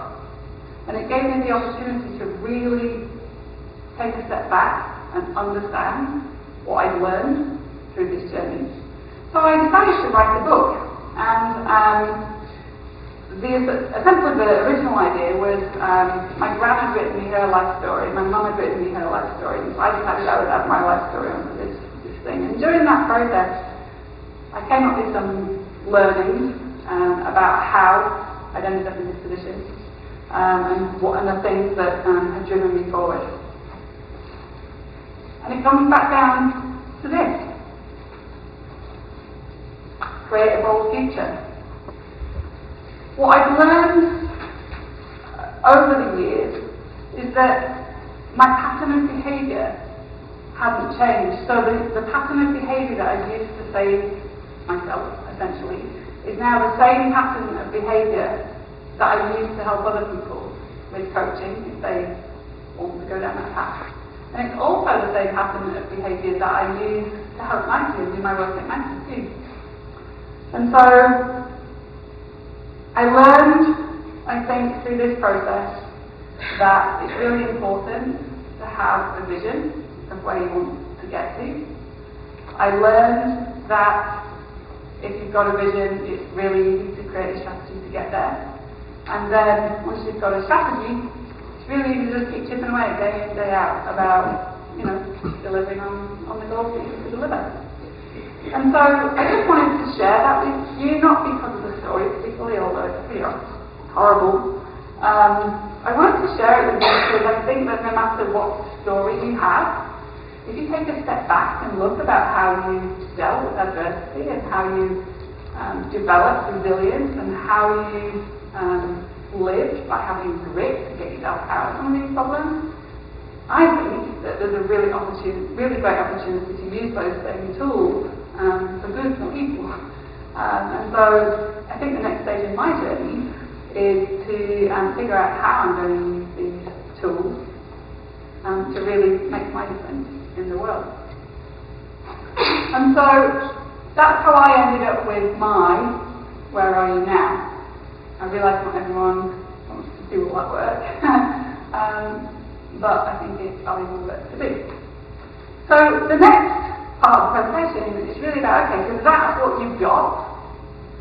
How can you leverage it to create a better world and a better future?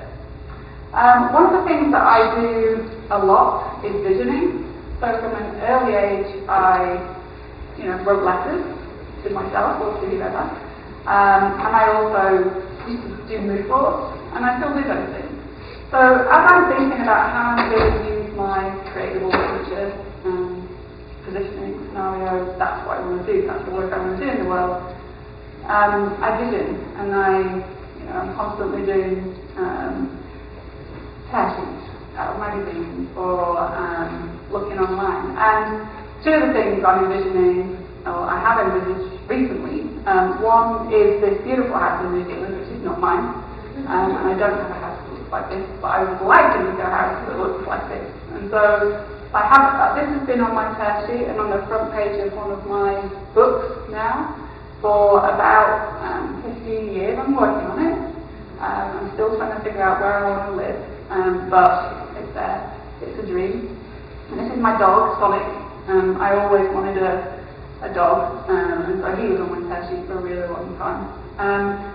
You might write a letter to yourself. You might create tear sheets. You might do whatever it is you need to do to have a vision as to where it is that you are going. And then once you know what that vision looks like, there's an opportunity to break down the steps that you need to be able to deliver on that vision. And this is something that I use, I was just saying to somebody backstage, maybe once every month, once a quarter. It's called the Wheel of Life. And you can Google this. It's, there's people that I trained with, my coaching training. They're called the Coaches Training Institute. You can just download it off their website, and I can share more details with you in my little workshop later. But essentially what it does, it breaks your life down into 8 segments. And the idea is that you then rate your levels of fulfillment on that scale. And it goes from 0 to 10. So the first step that you would take, and you do this quickly now, but we can also go deeper into it later. But the first step that you might take is to say, okay, so where am I now on this wheel, and where do I want to get to? So the red line up there might be if I am right now, and then you'll go around it again, and you'll say, okay, but I really want my friends and family score to be an 8, and then you figure out what are the steps you need to take to move that score upwards or move yourself forward in that space. So I use this tool a lot. Essentially, checking in with myself, am I achieving my goals? I aim for like 7s and 8s generally, all the way around. It really helps me understand, okay, facing the thing that I want to achieve, which is create a bold future, how am I doing against that track? The other thing that I do, probably twice a year, is I take all the little actions that fall out of that Wheel of Life and I put them on a little January, February, March, April, May to December timeline, and I just chip away. And so, if for example I decided one day to move countries, I would know which country I'm going to move to because I've got it in my tear sheet. I would figure out, go through my Wheel of Life and really understand how fulfilled that might make me. You know, is it further or closer to my family? Is it, do I earn more or less money in doing that? Like, what are some of the criteria of happiness and success? And then I basically just took away, these are not real by the way, I sent this to my boss actually just out of interest, and then I thought, God, it's got stuff on there about starting a website, you must think I'm really good. I'm not, it's just fake. But yeah, you can just chip away, and I've used this for years now, and it makes life really simple. You know where you're going, you know what you're doing, you know what it's all for. Well, at least in my mind I do. So, a couple of extra little learnings that I've had along the way are that if you want to take your life from the place that you are today to this new place, you've really got a process. It takes a lot of discipline. I've coached a lot of people who stay stuck in this place, and it's really important to do the work to understand why you're stuck, what are you procrastinating about, what scares you. We talked about that a lot over the last couple of days in some of these talks. So really focusing on the things that are going to make the biggest difference, and really having the courage to say yes or no to things that are going to get you there. So I spend a lot of time writing again, and just working through, okay, so if I say yes to this thing, it's going to come with some sacrifices. So what are the things that I have to say no to be able to make something happen, and be really comfortable with some of the sacrifices that you make, because change is really hard. Believe in your dream. What I've learned is that if you don't believe and you're just saying it, it's never going to happen. If you believe in it, you have to believe in it wholeheartedly, and you have to live and breathe and believe in that dream, otherwise it will not happen. And so this for me is super critical in terms of your ability to move from one place to another. And the last one is about growing and feeling alive. Changing and moving and evolving and going from one place to another can sometimes physically hurt. I know my husband, every time we move or we do something really stressful, has to have a root canal. So like literally it can physically hurt. Sometimes it's emotional hurt. But in the feeling of the experience, you know you're alive. And I, for sure, would prefer to know that I'm alive, because there's something to little bit uncomfortable than basically just waiting out to die, which is another 55 years. So growth and that feeling of being alive is a really important part of this journey that you need to embrace if you're going to try and change the world or change your world. So that's my story.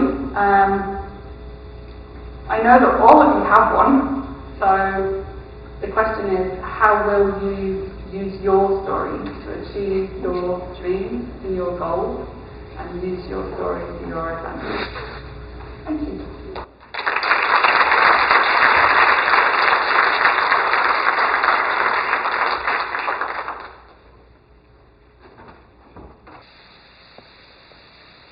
Welcome back. All right. Hopefully you're all refreshed. And I want to remind you before we kick off this next round of speakers that Last Best Conference would not be possible without the generous support of our sponsors. Our maturation level sponsors, ATG, a Cognizant company, is hiring in Missoula. If you're underemployed, want to work in technology, or just need a change, apply now for Cognizant's All in Missoula program. It's a 12-week paid training with a guaranteed job interview at the end. You'll learn technology and business basics with a focus in Salesforce. Visit atginfo.com/launch for more information. And C3 Work Lounge at the Old Sawmill District. If you're a remote worker, a startup, or a consultant in Missoula, you can work in an unfinished basement with a toilet in the middle, as Ryan from Luminad used to, but you don't have to. At C3 Work Lounge, you'll find a clean, quiet, productive space with lightning-fast internet, conference rooms, craft beer on draft, and most importantly, great people. Visit c3worklounge.com to learn more. And our creation level sponsor is Missoula Federal Credit Union, a force for good in community banking. Did you know Missoula Federal Credit Union has worked with the International Rescue Committee to create a class for refugee families called Understanding the U.S. Banking System? They teach newcomers to Missoula the skills they need to thrive in America. Isn't that the kind of partner you want in your business? So book a consultation. David Rook, the Senior Vice President of Business Banking at Missoula Federal Credit Union, is one of the consultants that you can meet with in the afternoons. If you haven't already booked one and you've been thinking about it, he could be a great fit. Now I am pleased to launch into our next round of amazing speakers. Today has already been so amazing, but I think we have even more good stuff to come. Jimmy Talarico is an associate owner and project designer at CTA Architects Engineers, a Montana-based architectural and engineering firm that works with some of the largest companies in the world, including Target, Dell, Facebook, and Google. Jimmy holds bachelor's and master's degrees in environmental design and architecture from Montana State University in Bozeman. He identifies as an artist and co-owns Memories to Masterpiece, a space he created to display his wax and canvas artwork. Please welcome Jimmy Talarico to the stage. Well, thanks, Christina, for that introduction, and welcome back from the break. I am Jimmy Talarico, and anyone else out there thinking, boy, I'd hate to be the speaker that has to follow Sarah Kay? Anyone else? Just me? She did a great job, and I'm honored to actually share the stage with these speakers. It's been a great program. So, as Christina mentioned, I am a project designer with CTA Architects. I'm also an artist. I've been in the design field for about 20 years now. I've been an artist for about 10 years. This is some of my work, and the piece on the left is called I Don't Understand Why. It's about 2 feet by 2 feet. It's a plaster canvas. The burn on the bottom right is paper that's kind of inset into the canvas, burned and kind of torched out and scraped out. The piece in the middle is called Hard Soil Broken. That's about 2 feet wide by 4 feet tall, and this is the ash and wax. I never say that right. I'm usually like wax axe or something. Ash and wax slurry that I make to kind of create this black strip in the middle.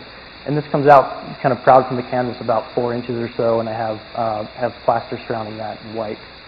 And the last piece on the right here is called Forever Valentine.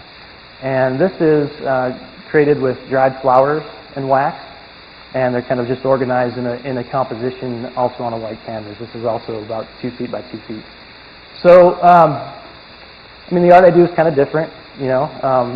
When I show it, I usually get the look from people that's like, you know, kind of questioning, you know, and I know what's coming next is, where do your ideas come from? I've gotten that quite a bit.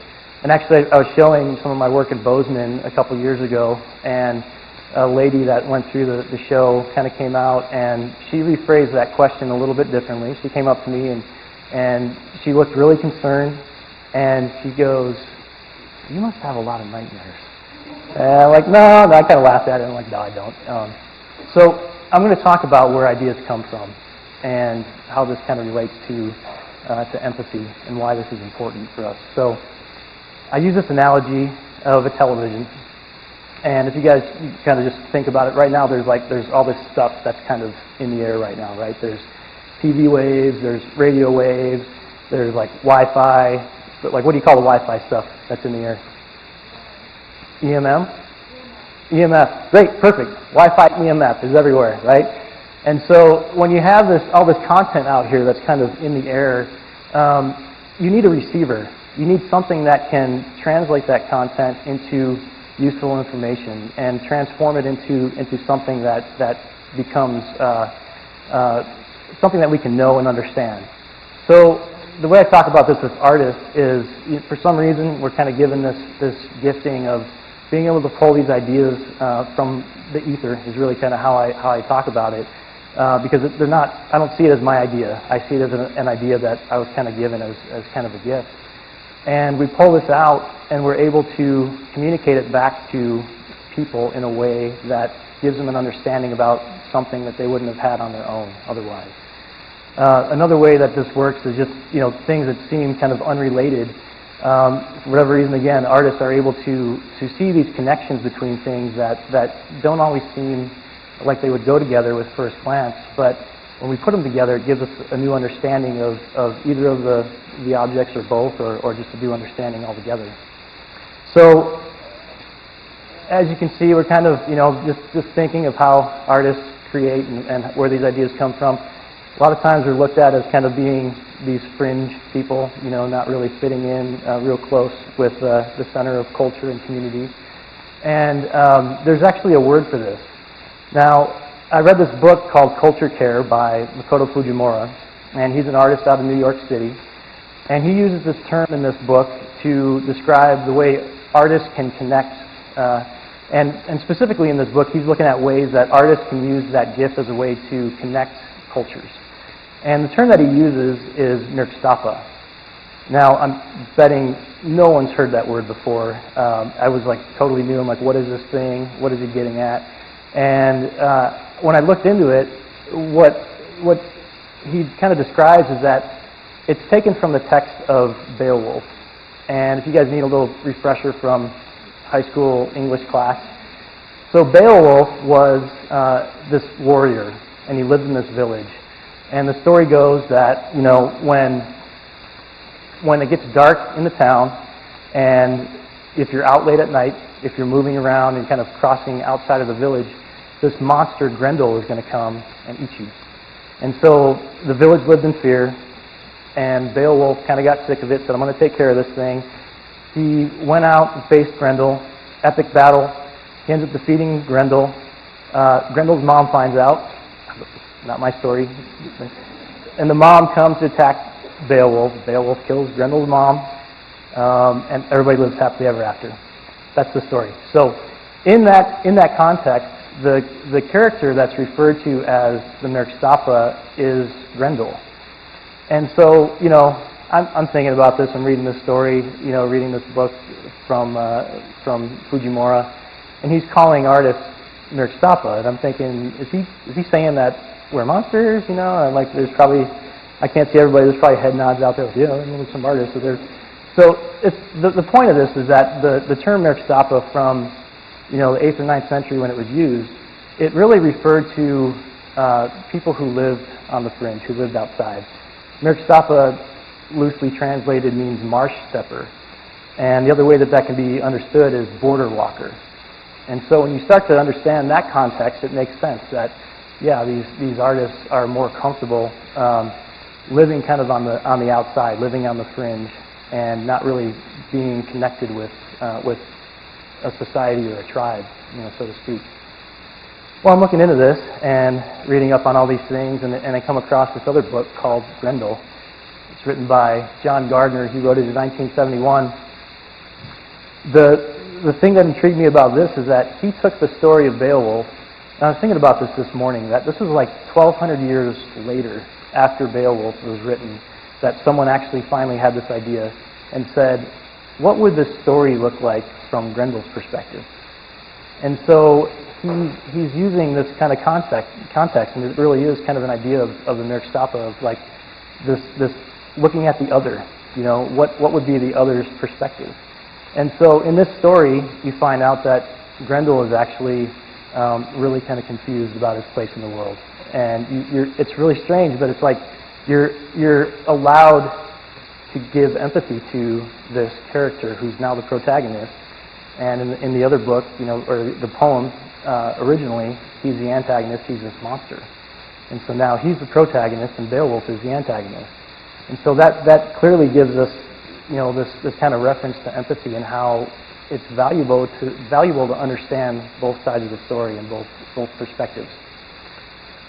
So as an artist, blank canvas, I have to do things like that kind of help me work through my ideas and get me to some conclusions in ways that may be a little unorthodox. And so this was an art piece that I created about this concept Mirksapa. And the whole point was just, what can I learn from this through creating a piece that would kind of symbolize what this term is. That's the word. You can Google it. You're not going to find a whole lot. You'll find a really strange organization that is about cryptozoology. It's pretty cool, actually. But they use this word as like an acronym, and I don't know how many letters are there, but don't do that. Don't use that many letters for acronyms. I take the canvas, dip it in plaster, and I start to form it. And it just kind of starts to create these textures and these ripples. And I kind of saw it as like creating like a mountainous region, or kind of topography, and something that physically starts to create a separation from the top of the canvas and the bottom. From there, I added these black blocks, and this was kind of my idea of community or culture. They're grouped nice and neat, they're organized, they're orderly, it's safe, comfortable, and they're divided, right? The one from the top and the bottom, they're divided. So when I thought about how Mirksapa would kind of engage with this canvas now, I looked at I kind of spread this orange paint around, and it's really important because it's orange. Little clue for you. But what I liked about this is that the orange is kind of bleeding out around different edges. It wasn't clearly defined. It starts to come down into the fringes of the community and of the different ones on the top and the bottom. And what I thought about was this image specifically, that's a hard one to say too. If you look at this from the point of view of the community, they only see the Mirksapa as an outsider, right? If you're on the top, you only see that fringe part as an outsider, and the bottom, same thing. But from the vantage point of the Mirksapa on the ridge, you see that there's a connection between these communities. And so that for me was kind of an enlightening thing of just understanding the perspective when you allow yourself to look at things from another person's point of view.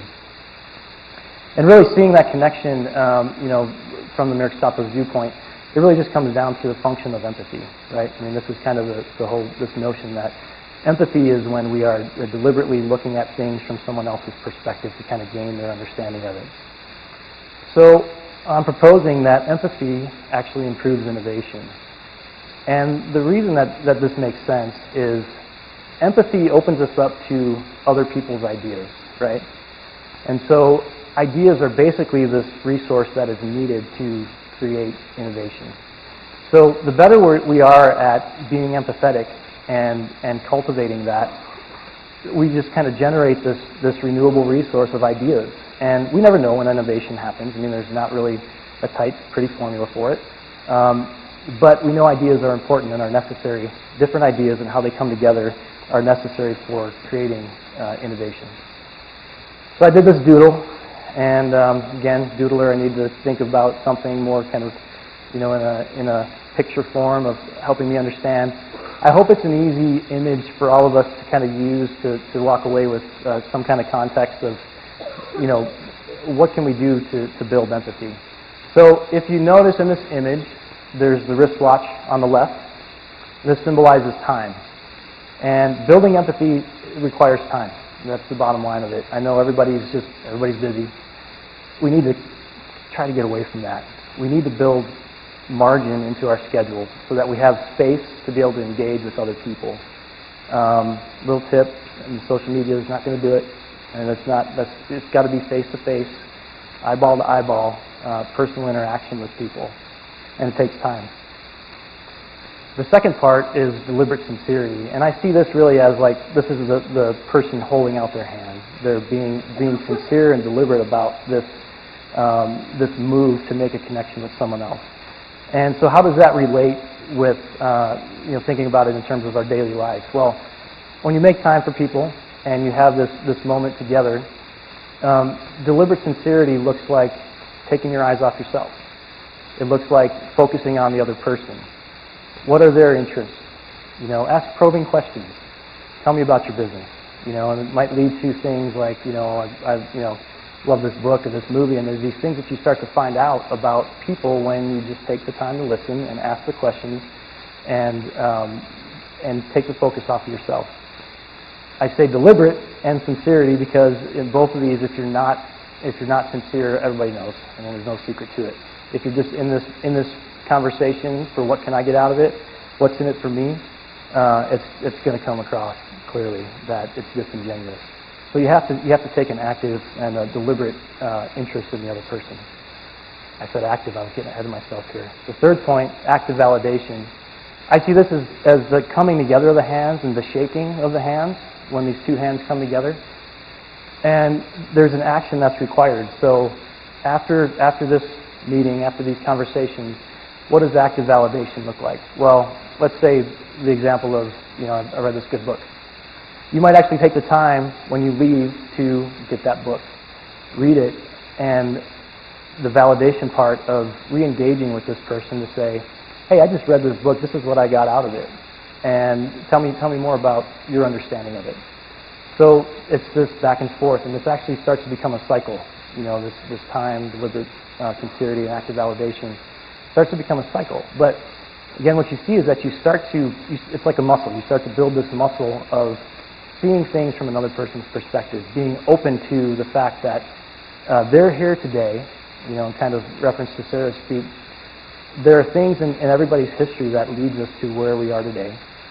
When we're meeting face to face, we have no idea, what that history is, unless you ask, unless you start building those relationships.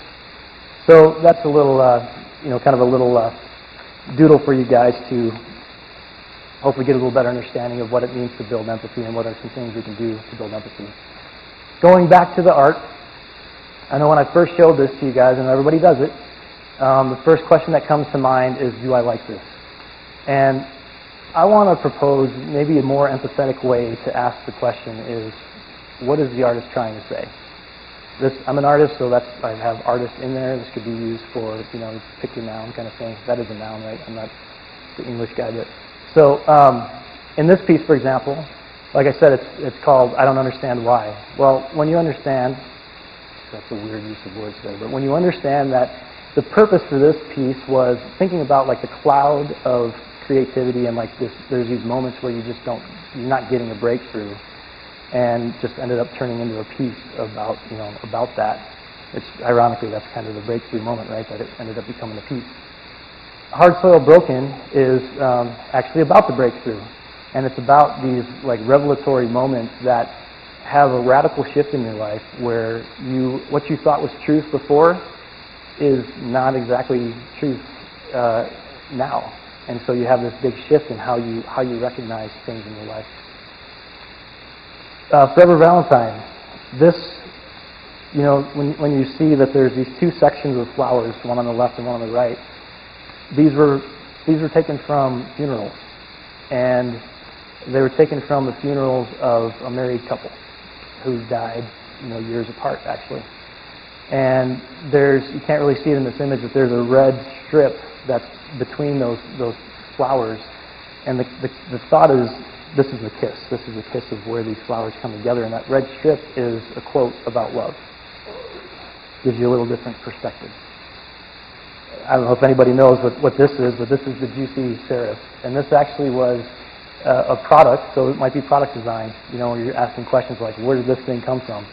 This was a product designer that was eating squid in a restaurant, thinking about sci-fi and automobiles, and had lemon water and was thinking, hey, I got this great idea for this juicer, and it ended up being a terrible idea for a juicer. It doesn't work, but it's a piece that's shown in museums because of its design quality.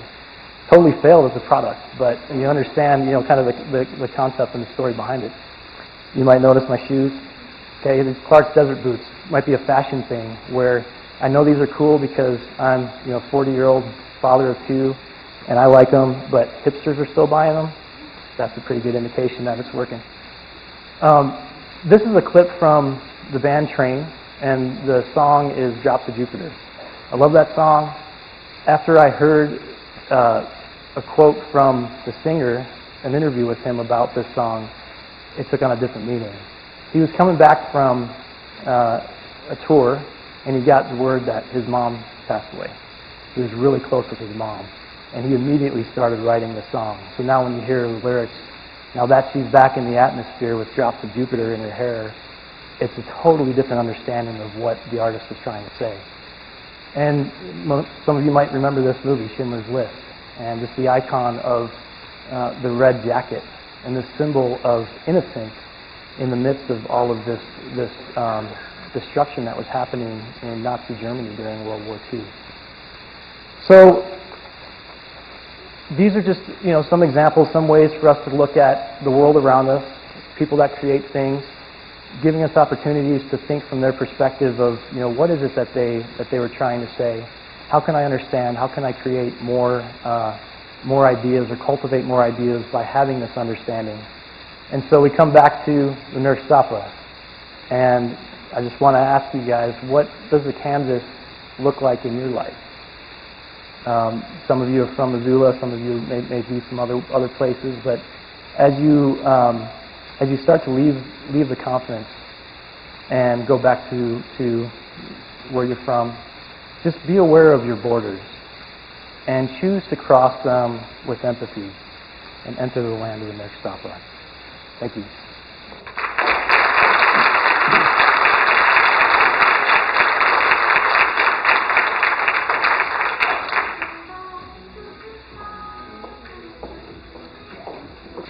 Boy, that makes you think, doesn't it?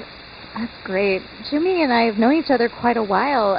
He's on my advisory board for the Montana High Tech Business Alliance, but I never knew this side of him, and that's such a great advantage of this conference, too, is getting to see another side of people we know. Next, you'll recognize this speaker, Stacy Maloney, as the host of one of our panel discussions yesterday.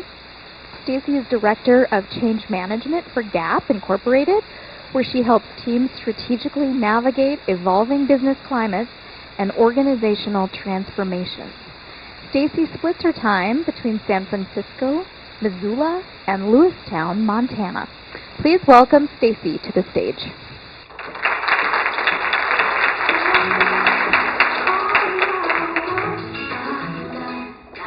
Good morning. I am here to talk about change management today. To give you a little bit of my background, I've been with Gap for about 14 years, and I started as a store manager in Jackson, Wyoming.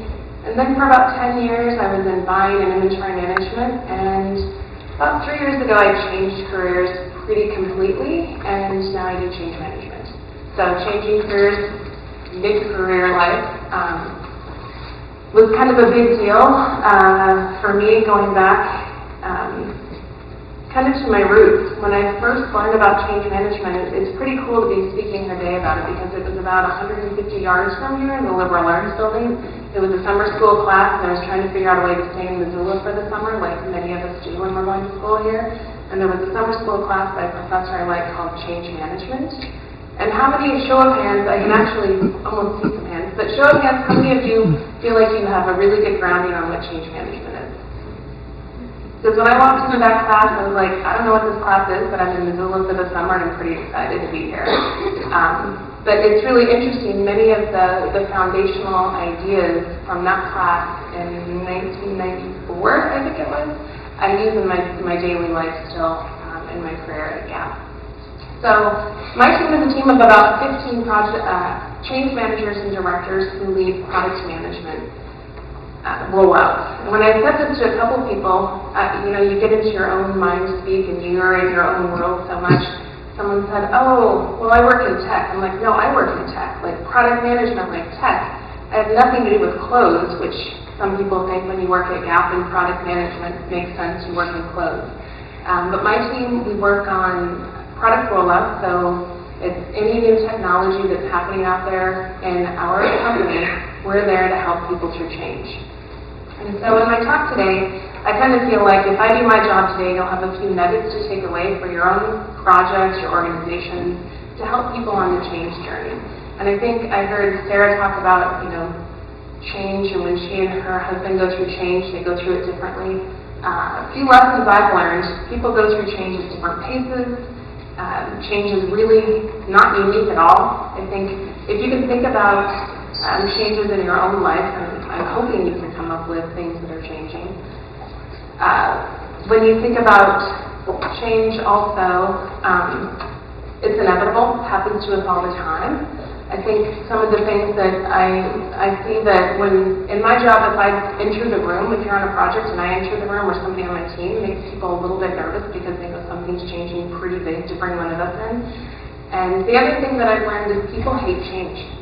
So how many people here, if I say, something's changing, something big's changing, are you like, I'm in, I'm excited, raise your hand, you love change?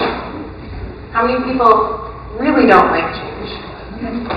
I had dinner last night with a friend of mine at the James Bar, and she hates change, and I said, but everyone in this room, would you agree you've gone through change in your life? She said, I hate change, but I even change my socks, so it changed something every day. So as we kind of go through this talk, I want to share my learnings with you so you can kind of benefit from what I've learned in my career. Then I want to take you through a structured approach. So the good news is there is a structured approach to take people through change. So if you're going through a big organizational change or you're rolling out your product that you've got a startup and you need to get the word out, hopefully this will help you with some structured approach. Or even if you're trying to talk to your family and so on the vacation that you want this year, I would say pay attention, some tips and tricks. You might be able to try this at home and see if you can get people to kind of change in the way that, not to manipulate, but to help them understand what's in it for them. And then I want to challenge you to think about how you apply this to your own world, so we'll kind of come back to that at the end. And I really want to highlight just a couple of trends that are out there when it comes to rolling out products and user adoption and helping people learn new technology. And it's kind of fitting this morning when I was on my way, and I don't know how many of you have iPhones, but right when I was ready to leave this morning, it said, you'll have a new software installed this evening. I was like, ugh. So when you think about change, if it's you changing, like if you got a new job and you're making more money and you get to move out of your roommate situation and now you have your own place, that's kind of exciting for most people. But if it's like, crap, I'm going to have to learn how to use my iPhone all over again tomorrow, sometimes that's a more uncomfortable change. So let's see, 3 years ago, I took this new job in change management, and I've got an amazing VP that I report into who's let me kind of take this team as I see fit, kind of in the direction, who's let me grow our team over the last year and a half or 2 years into a center of excellence for change management. And so I've listened to a lot of, like the panel yesterday that I was on, listening to the entrepreneurs talk about how do you go about building a team. And one of the things that I wanted to do was come up with some standardized approaches, see who's out there doing stuff, and learn from what the industry experts are saying. So in my speech, ProSci is a company. If you're interested in change management or learning more, you can get on their site. But ProSci is the professional science of change management. These people are located down in Fort Collins, and they've spent the last 20 years just doing research on trends in the industry around the world on change management. So we started there. It's not our end-all to beat-all. It's not going to give you a recipe for changing people no matter the situation, but it was like the foundation that I took people through. So I'm going to take you through there are two slides in here that might be a little difficult to read, but they are trademarked and they are ProSci. So I just kind of wanted to let you know. If you can't read them, I'll kind of highlight what's on them and why they're there. So I want you to take a moment and just think. I'll give you a few seconds to think about some reason you're here. If it's a product you're rolling out, if you're going through big organizational change, just take the next 10 seconds. I'll give you 10 seconds of awkward silence so you can think.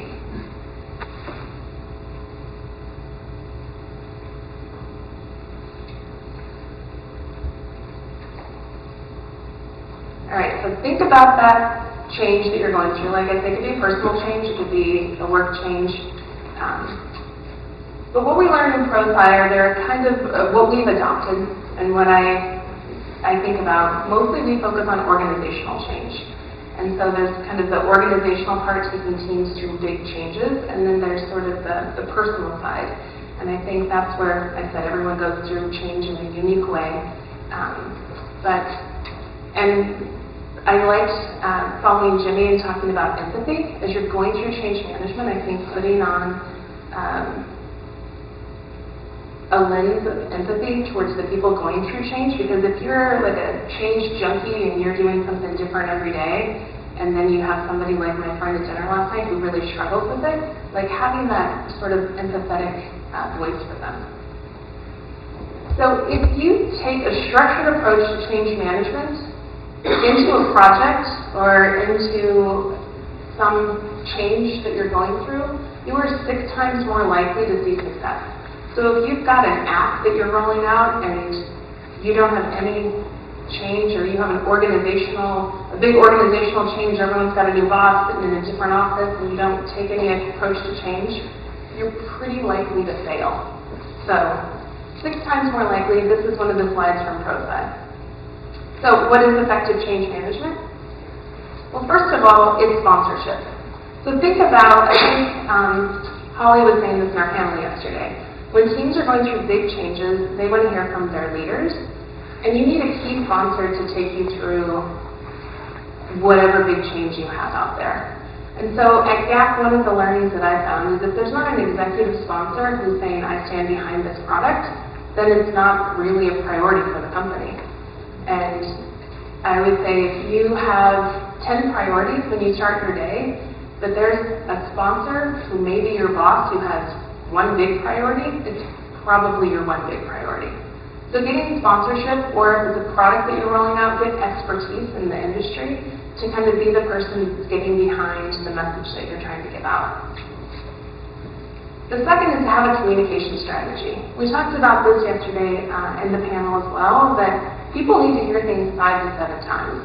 So what I'm here to tell you today is probably not going to stick. You might hear something along the way again, and maybe a couple more times, and you start to think like, oh, this is a thing. We've taken a lot of our sponsors at work through this whole idea of change management, and some of them that I've taken through this same idea 3 or 4 times, I'm now hearing them being sort of our change agent. They're the ones telling others that we need a sponsor, we need a communication plan, and it brings a tear to my eye and like joy in my heart to hear our leaders get around change management like this. But the communication strategy can be varied, and it can be part of your social media plan, it could be getting You know, if it's a change at the university, getting everyone together with leaders on campus, talking about the change. It could be a desk drop. The other day we did a training at work, and some of our internal merchants, they're the ones that actually do work with the product, they had made T-shirts to celebrate like this big product rollout we had. And so it's like communication can come in many different forms. So don't think of it as just an email. Then we get into a training plan. If it's something that needs training, which most things need a little bit of a training or a learning plan, make sure that you have that ready to go. People need to know that it's coming, that communication, know it's coming before you can really absorb the training. Have any of you ever gone to a training at work and you walk in and you think, why am I here? What is this training about? I've actually trained people. This is one of my pitfalls and failures, I would say, or learnings, as we try to spin it in a nicer way.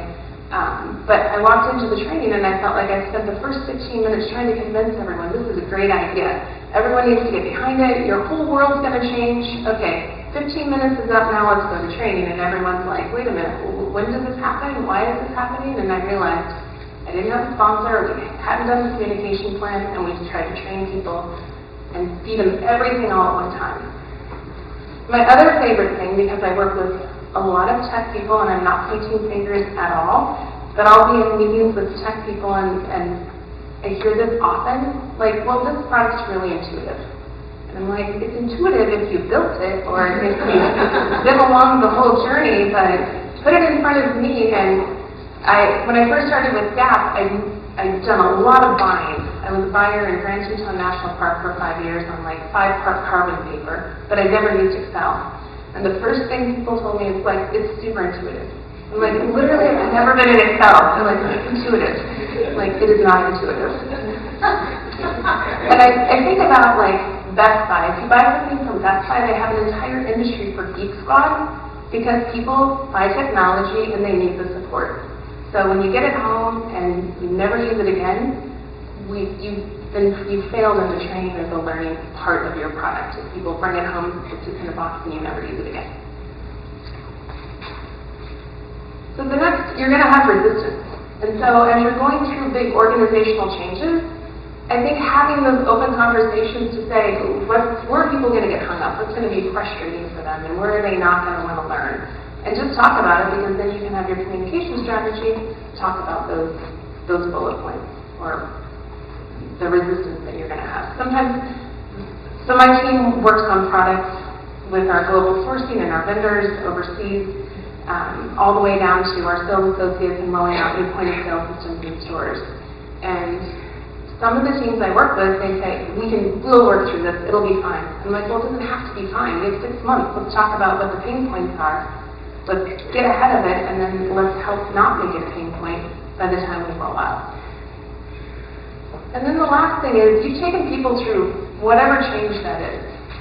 So celebrate. Make sure, if you're going through major organizational change, I know the university has gone through a lot of changes over the past few years, make sure that you're sort of celebrating different moments. Because I know for us, we're rolling out a lot of new software and a lot of new ways of working. And so we've got celebration sort of built in to remind leaders, like, oh yeah, we need to do just a pizza party or just a thank you note out to all of the teams.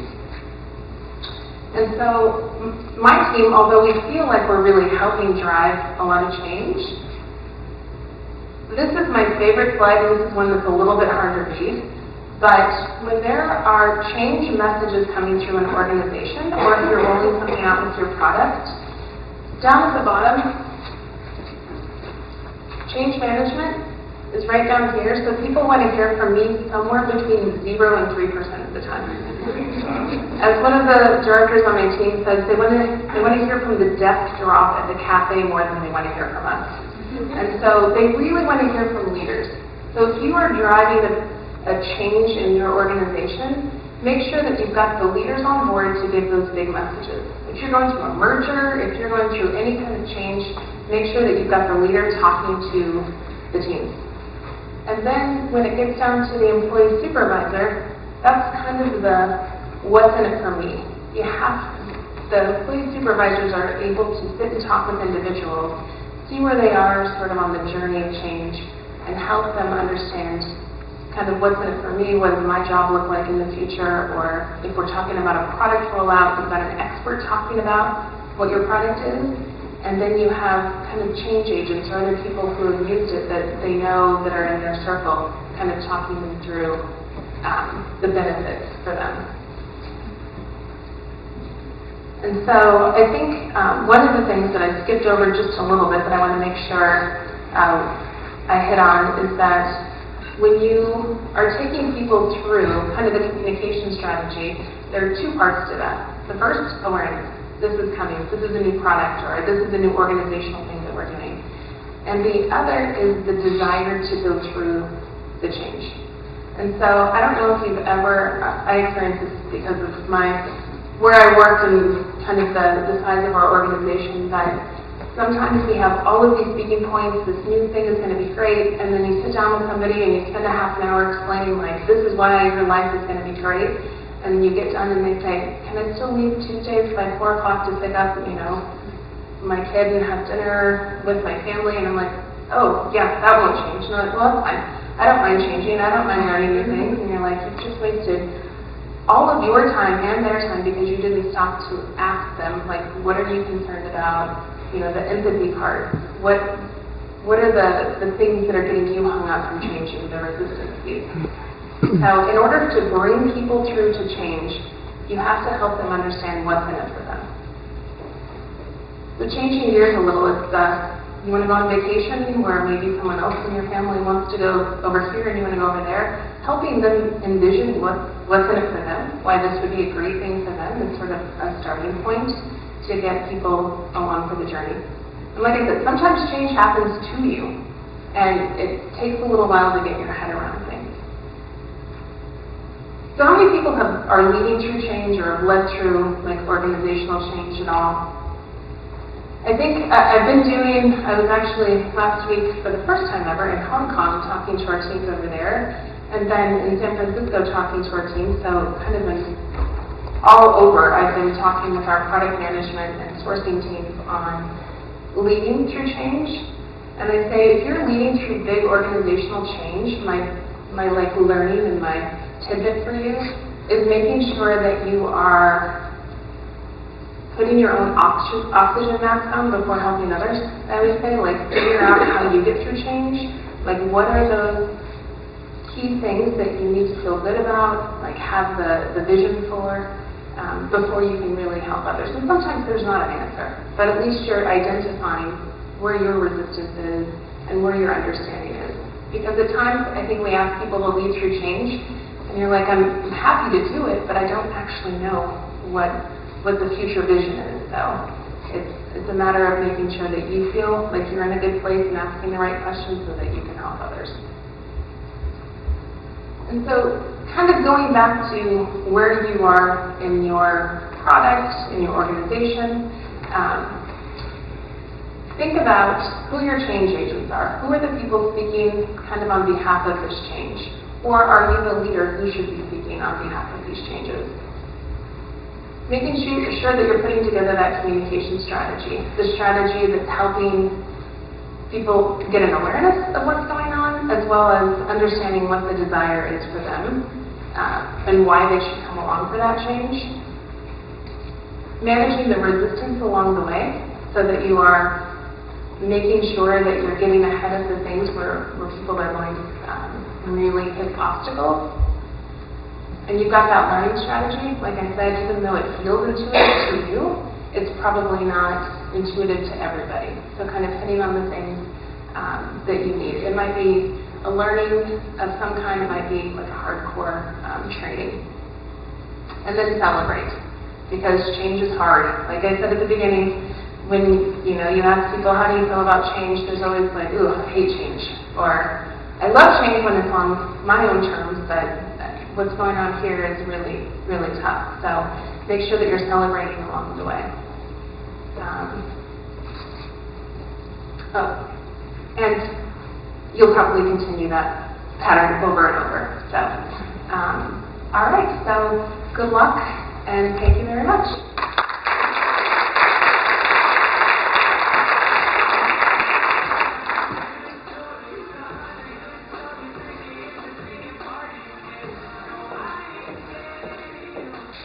Thank you, Stacy. We certainly see this thread of empathy running through a lot of the presentations today. It's valuable in so many contexts. We are finishing strong today with our final keynote, Tom Stergios. Tom is Senior Vice President of Strategy and Corporate Development and General Manager of the Missoula Solution Center for Advanced Technology Group, a Cognizant company.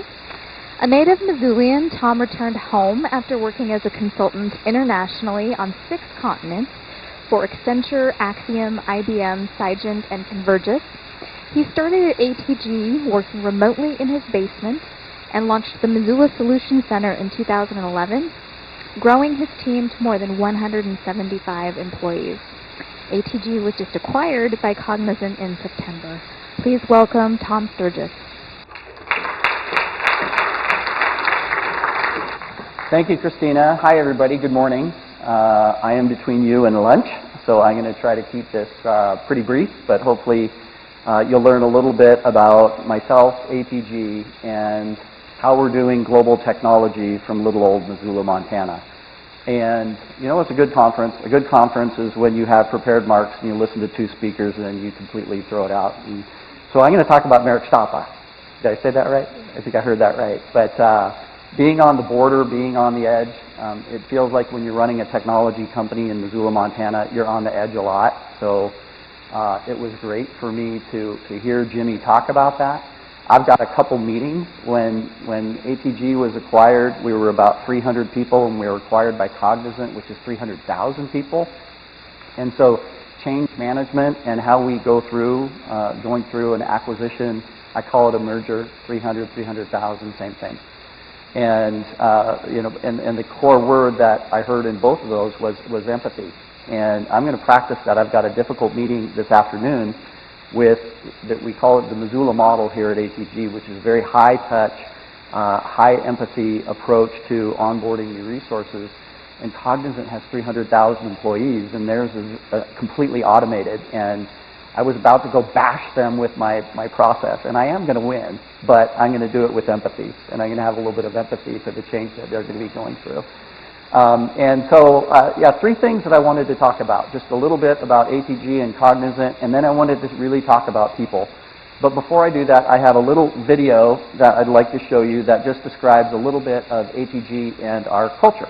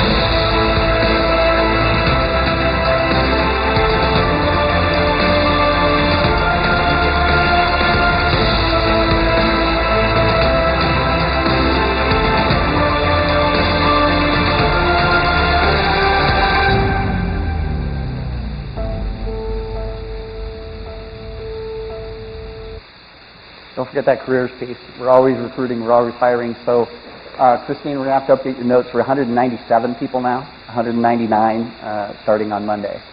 And so I'd like to start my comments by just talking a little bit about what ATG is. I'm not going to bore you with terms like monetization ecosystem and quote to cash.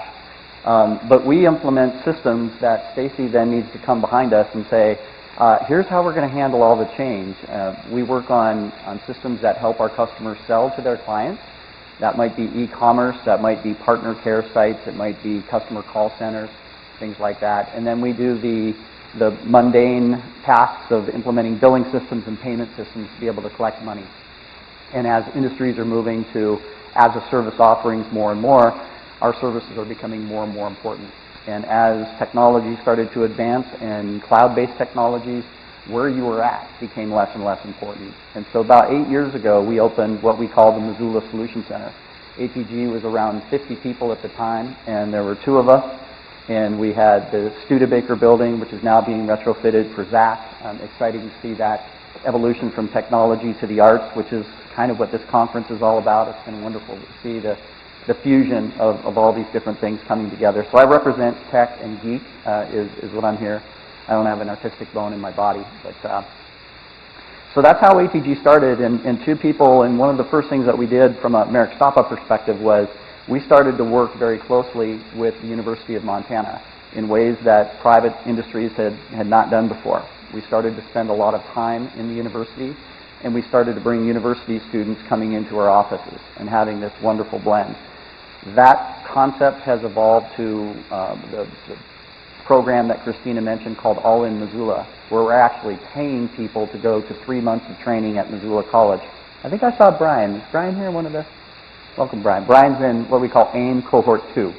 So just finished up week 9. Fourth quarter starts on Monday. They're coming into the finish line. But this is pretty cool. It's a unique way for private industry to work with a public institution like the University of Montana. Missoulians need jobs. Missoulians need better paying jobs. And big companies like Cognizant are looking for loyal employees. You know, it's a win-win for us to be able to do this. And very often I get this, you know, it's wonderful. I was born and raised, just a little bit about me, I was born and raised about a mile away from here over by Bonner Park. Snot-nosed kid, I was always running around the university. Used to be a bowling alley over in the UC Center, for any of you longtime Missoulians might remember that. I've got a 17-year-old daughter who dances on this stage, and I'm sitting right there, just nervous as heck as she's going through her dancing performances for the Nutcracker. So excited to be on this side of the stage and not being nervous on that side. I'm way less nervous up here than I am there watching my daughter. And, you know, fast forward to today, we've just opened up 2 of our new floors over in the Cambium building, so lots of exciting things that are happening within ATG. And the theme of what I want to talk about is how did we do that? Because people are like, there's not a lot of coders in Montana. It's one of the first things I want to debunk. Right? Technology, Stacy's in tech, but she doesn't code anything. She's responsible for change management in technology. I used to code, but I don't code anymore, but I'm definitely a geek and I'm definitely in technology. I lead and manage and build and create. And of our 197 employees, we probably have about 10 coders. Is that a surprise to anybody that a technology company of 197 people only has 10 coders? Yes, I think some of the tech-savvy people kind of understand that. And I was going to bring our little robotic dog. You saw a little glimpse of that. And that robotic dog's name is Ibo, technically, is what Sony calls it, but I call it Clara. Clara is my 17-year-old daughter. And Clara has a twin, Alex. And I've always been trying to get Clara to get into technology, be interested in technology. She said, no, technology's for geeky boys. And I'm like, man, I can convince 197 people that they don't need to be technical and come work here. And I can convince Fortune 200 companies to come buy a company with most of its employees in Missoula, Montana. I can't figure out how to get my daughter to believe that technology is not just for geeky boys. It's one of the reasons why I bought that damn $3,000 robotic dog. And still she was unimpressed. Right? And but I went and I took that dog. It's just kind of a nice little icebreaker. And we had an open house at Cambium, our new facility. And we were basically meeting the neighbors, and neighbors introduced this horde of ATG people that are going to come and overwhelm the dog and bicycle. And I had the dog running around, and it's an artificial intelligence dog, and so it's trained to go find people and seek out attention. But it's not a toy, and you can't order detergent from it or anything like that. It's not a productivity device. It's actually supposed to replicate a real animal. And so they're huge in Japan, but it's meant to be a friend. And so I'm telling my daughter about this, and all of a sudden she goes, well, you know, like, can you program it to go find the person over in the corner of the room?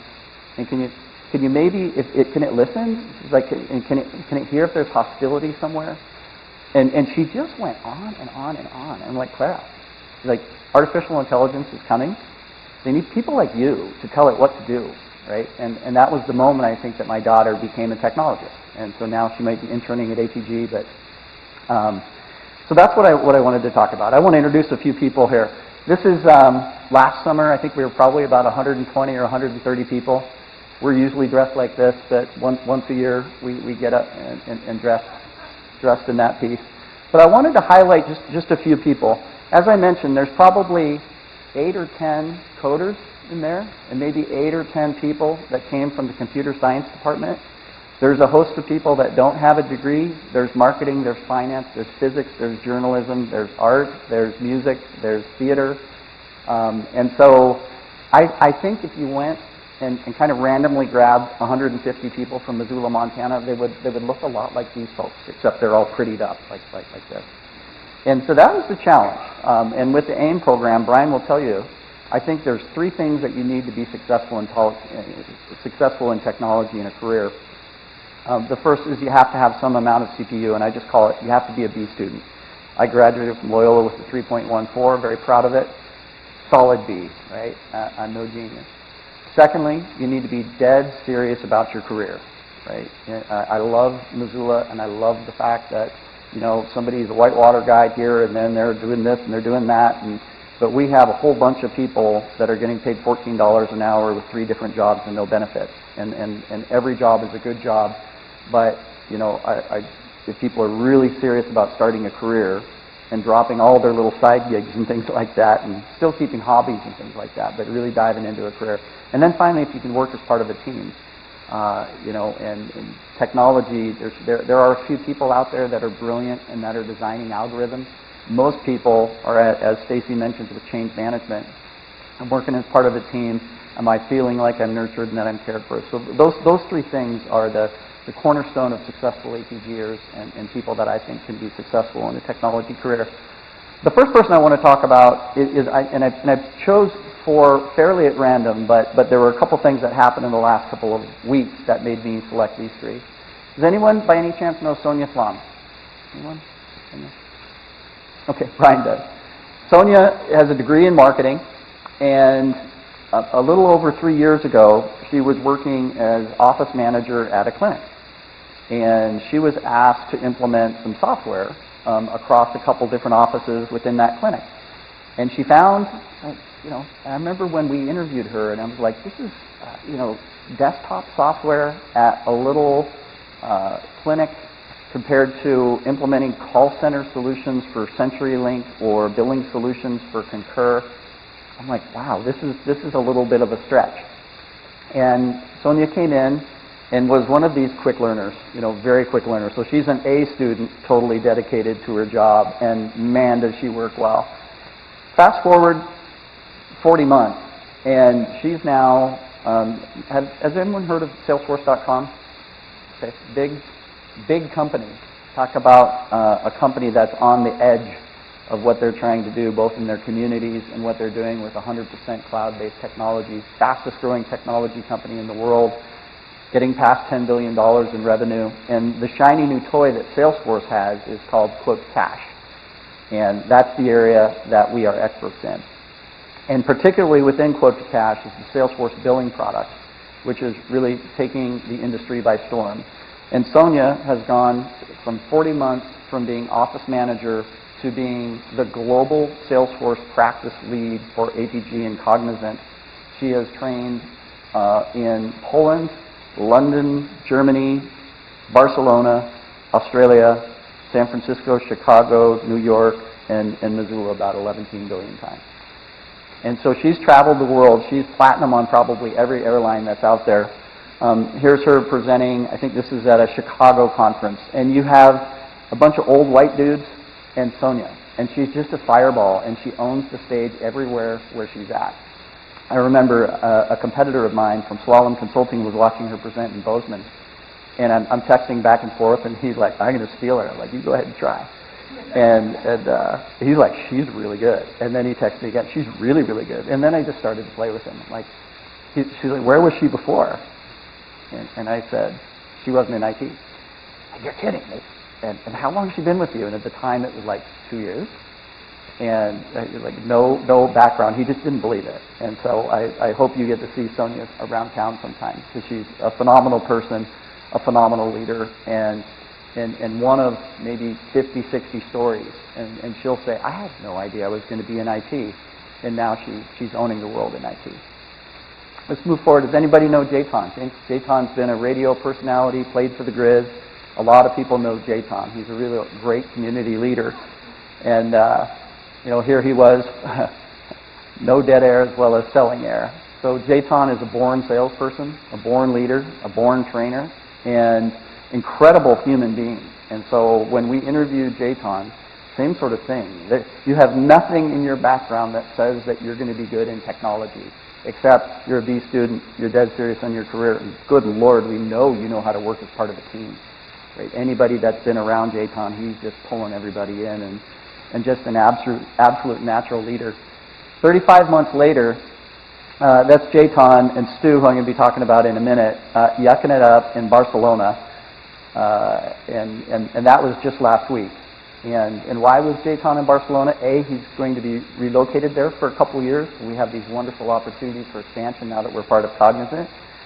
We had 3 people that we needed to go to Barcelona. We had 31 applicants that were very interested. I think we put the request out in February or March, and it was kind of a nasty February or March. So Barcelona was seeming very attractive to everybody. He's also a community leader. He's leading a Martin Luther King celebration. This was last year. Just amazing to watch him. So this probably doesn't surprise you, those of you who know Jayton. But Jayton is now the world's leading expert of the Avalara tax engine integrated with the Salesforce platform. A lot of gobbledygook there. But tax. And when I think of Jayton, I think, Jayton, this cracks me up that you're a tax expert. So a tax and technology, and I don't even know the series of decisions that Jayton went through to become the world's leader in this Avalara tax integration. But he gets phone calls from projects and clients all around the world. And it's wonderful to see how he's grown in his career. Next is Bridget Smith. Does anyone know Bridget? There we go. Acting and, and getting an MBA. Bridget's previous job was she was manager of the Big Dipper. Anybody been Big Dipper? And of course, the perfect background for technology, right? But another person kind of similar to Jayton, when you meet Bridget, you instantly see somebody that has a drive and a spark and a fire, and you don't know what she's going to do, but you certainly want her on your bus. Right? Fast forward to today, that's Bridget and Austin Turner down at Disneyland. We're fortunate. Our clients are in such cool places, and we have a little bit of a policy. Why don't you take a PTO day on the front or the back end, make sure you're going to the beach or going to a show or going to Disneyland or yucking it up in Barcelona. And Bridget now has moved from managing Big Dipper 27 months in. This year, ATG, I mentioned, had 300 employees, and we have a President's Club where the top of the top performers get voted on to go to President's Club. And there's one that's called the People's Choice, where every single person in the company gets to vote. And Bridget won that by a landslide, the largest margin of victory in the history of ATG. So from 27 months before being completely out of IT to being celebrated, I call her the MVP of ATG.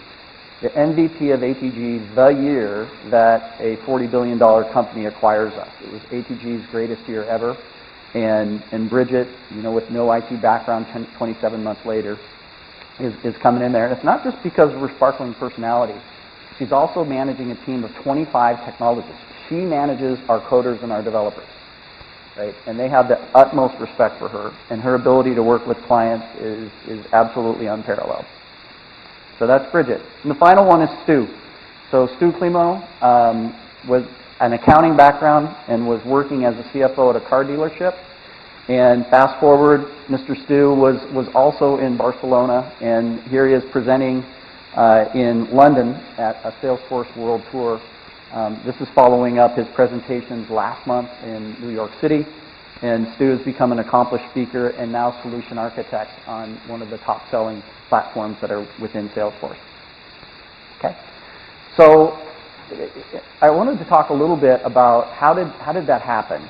And these happen to be 4 really remarkable individuals, but there was also a process. I'm a big football fan, right? And New England Patriots, I hate them because they beat my Chiefs in the AFC Championship game. But they have a system and they have a program. And ATG has developed a system and a program. That's some of the things that I want to share with you all.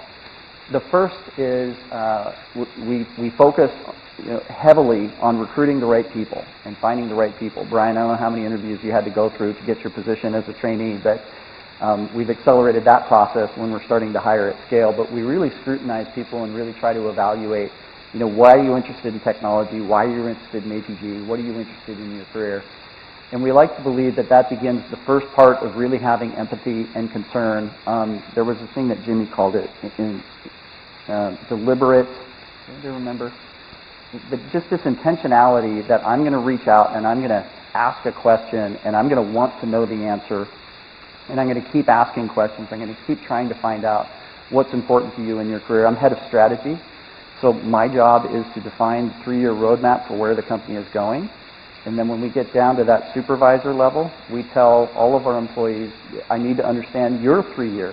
Have a 3-year plan. You don't have to be all, fixed and you know exactly what you want to be doing in 3 years, but maybe think about your personal life and your professional life and have a 3-year plan.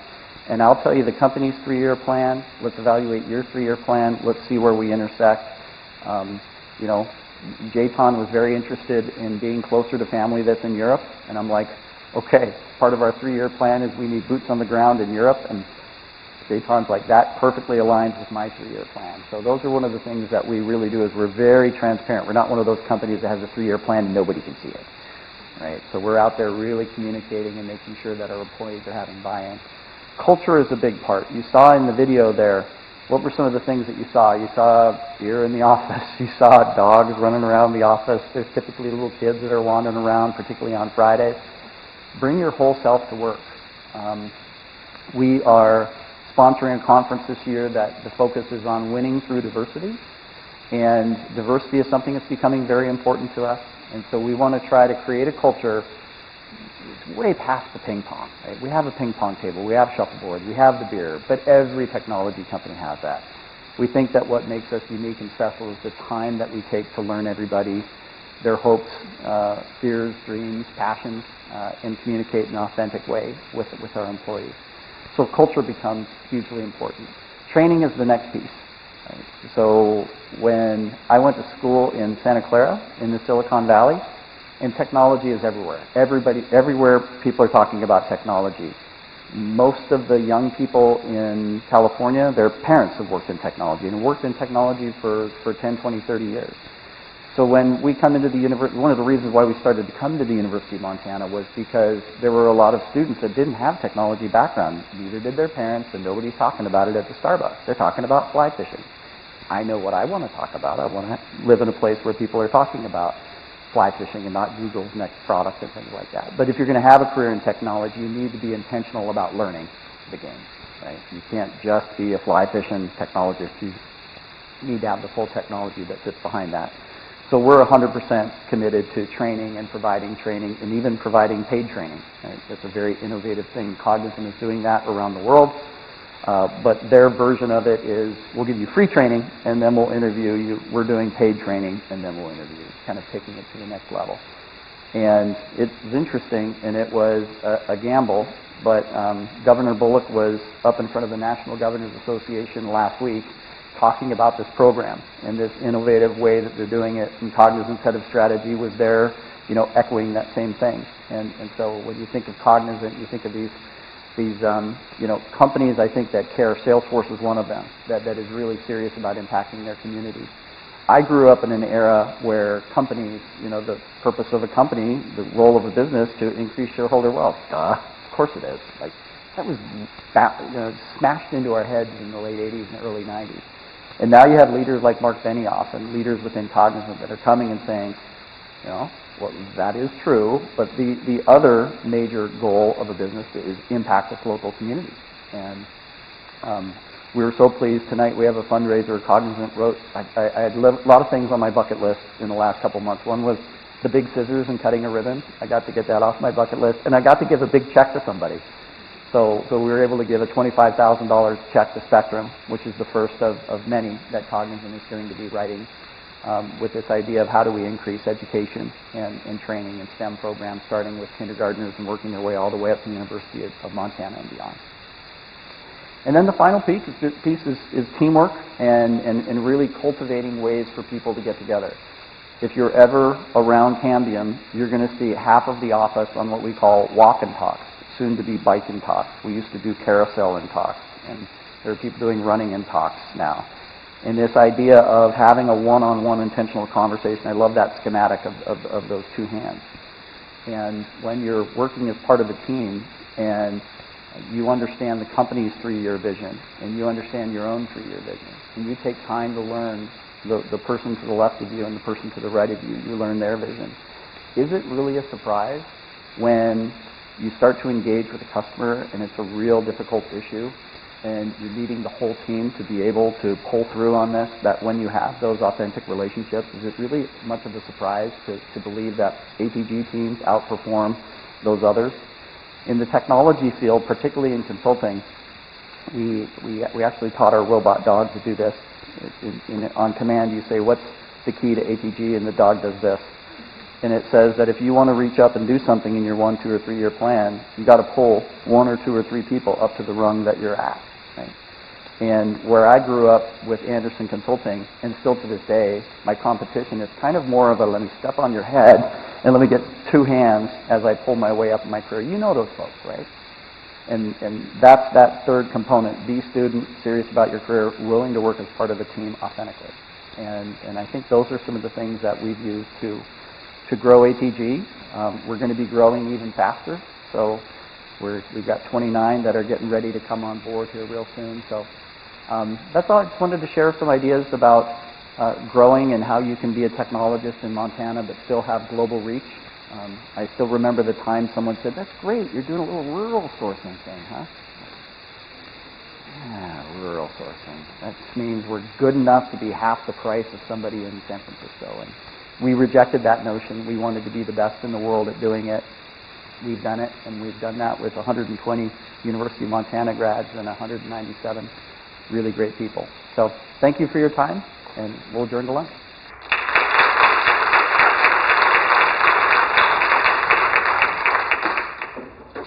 Love the ATG story. Tom and ATG were one of the 20 founding members of the Montana High-Tech Business Alliance, and Tom is on our board of directors. And in the early days, like, I don't know, 100 people ago or something, they invited me into one of their, like, Friday celebrations. It's just such a fun company.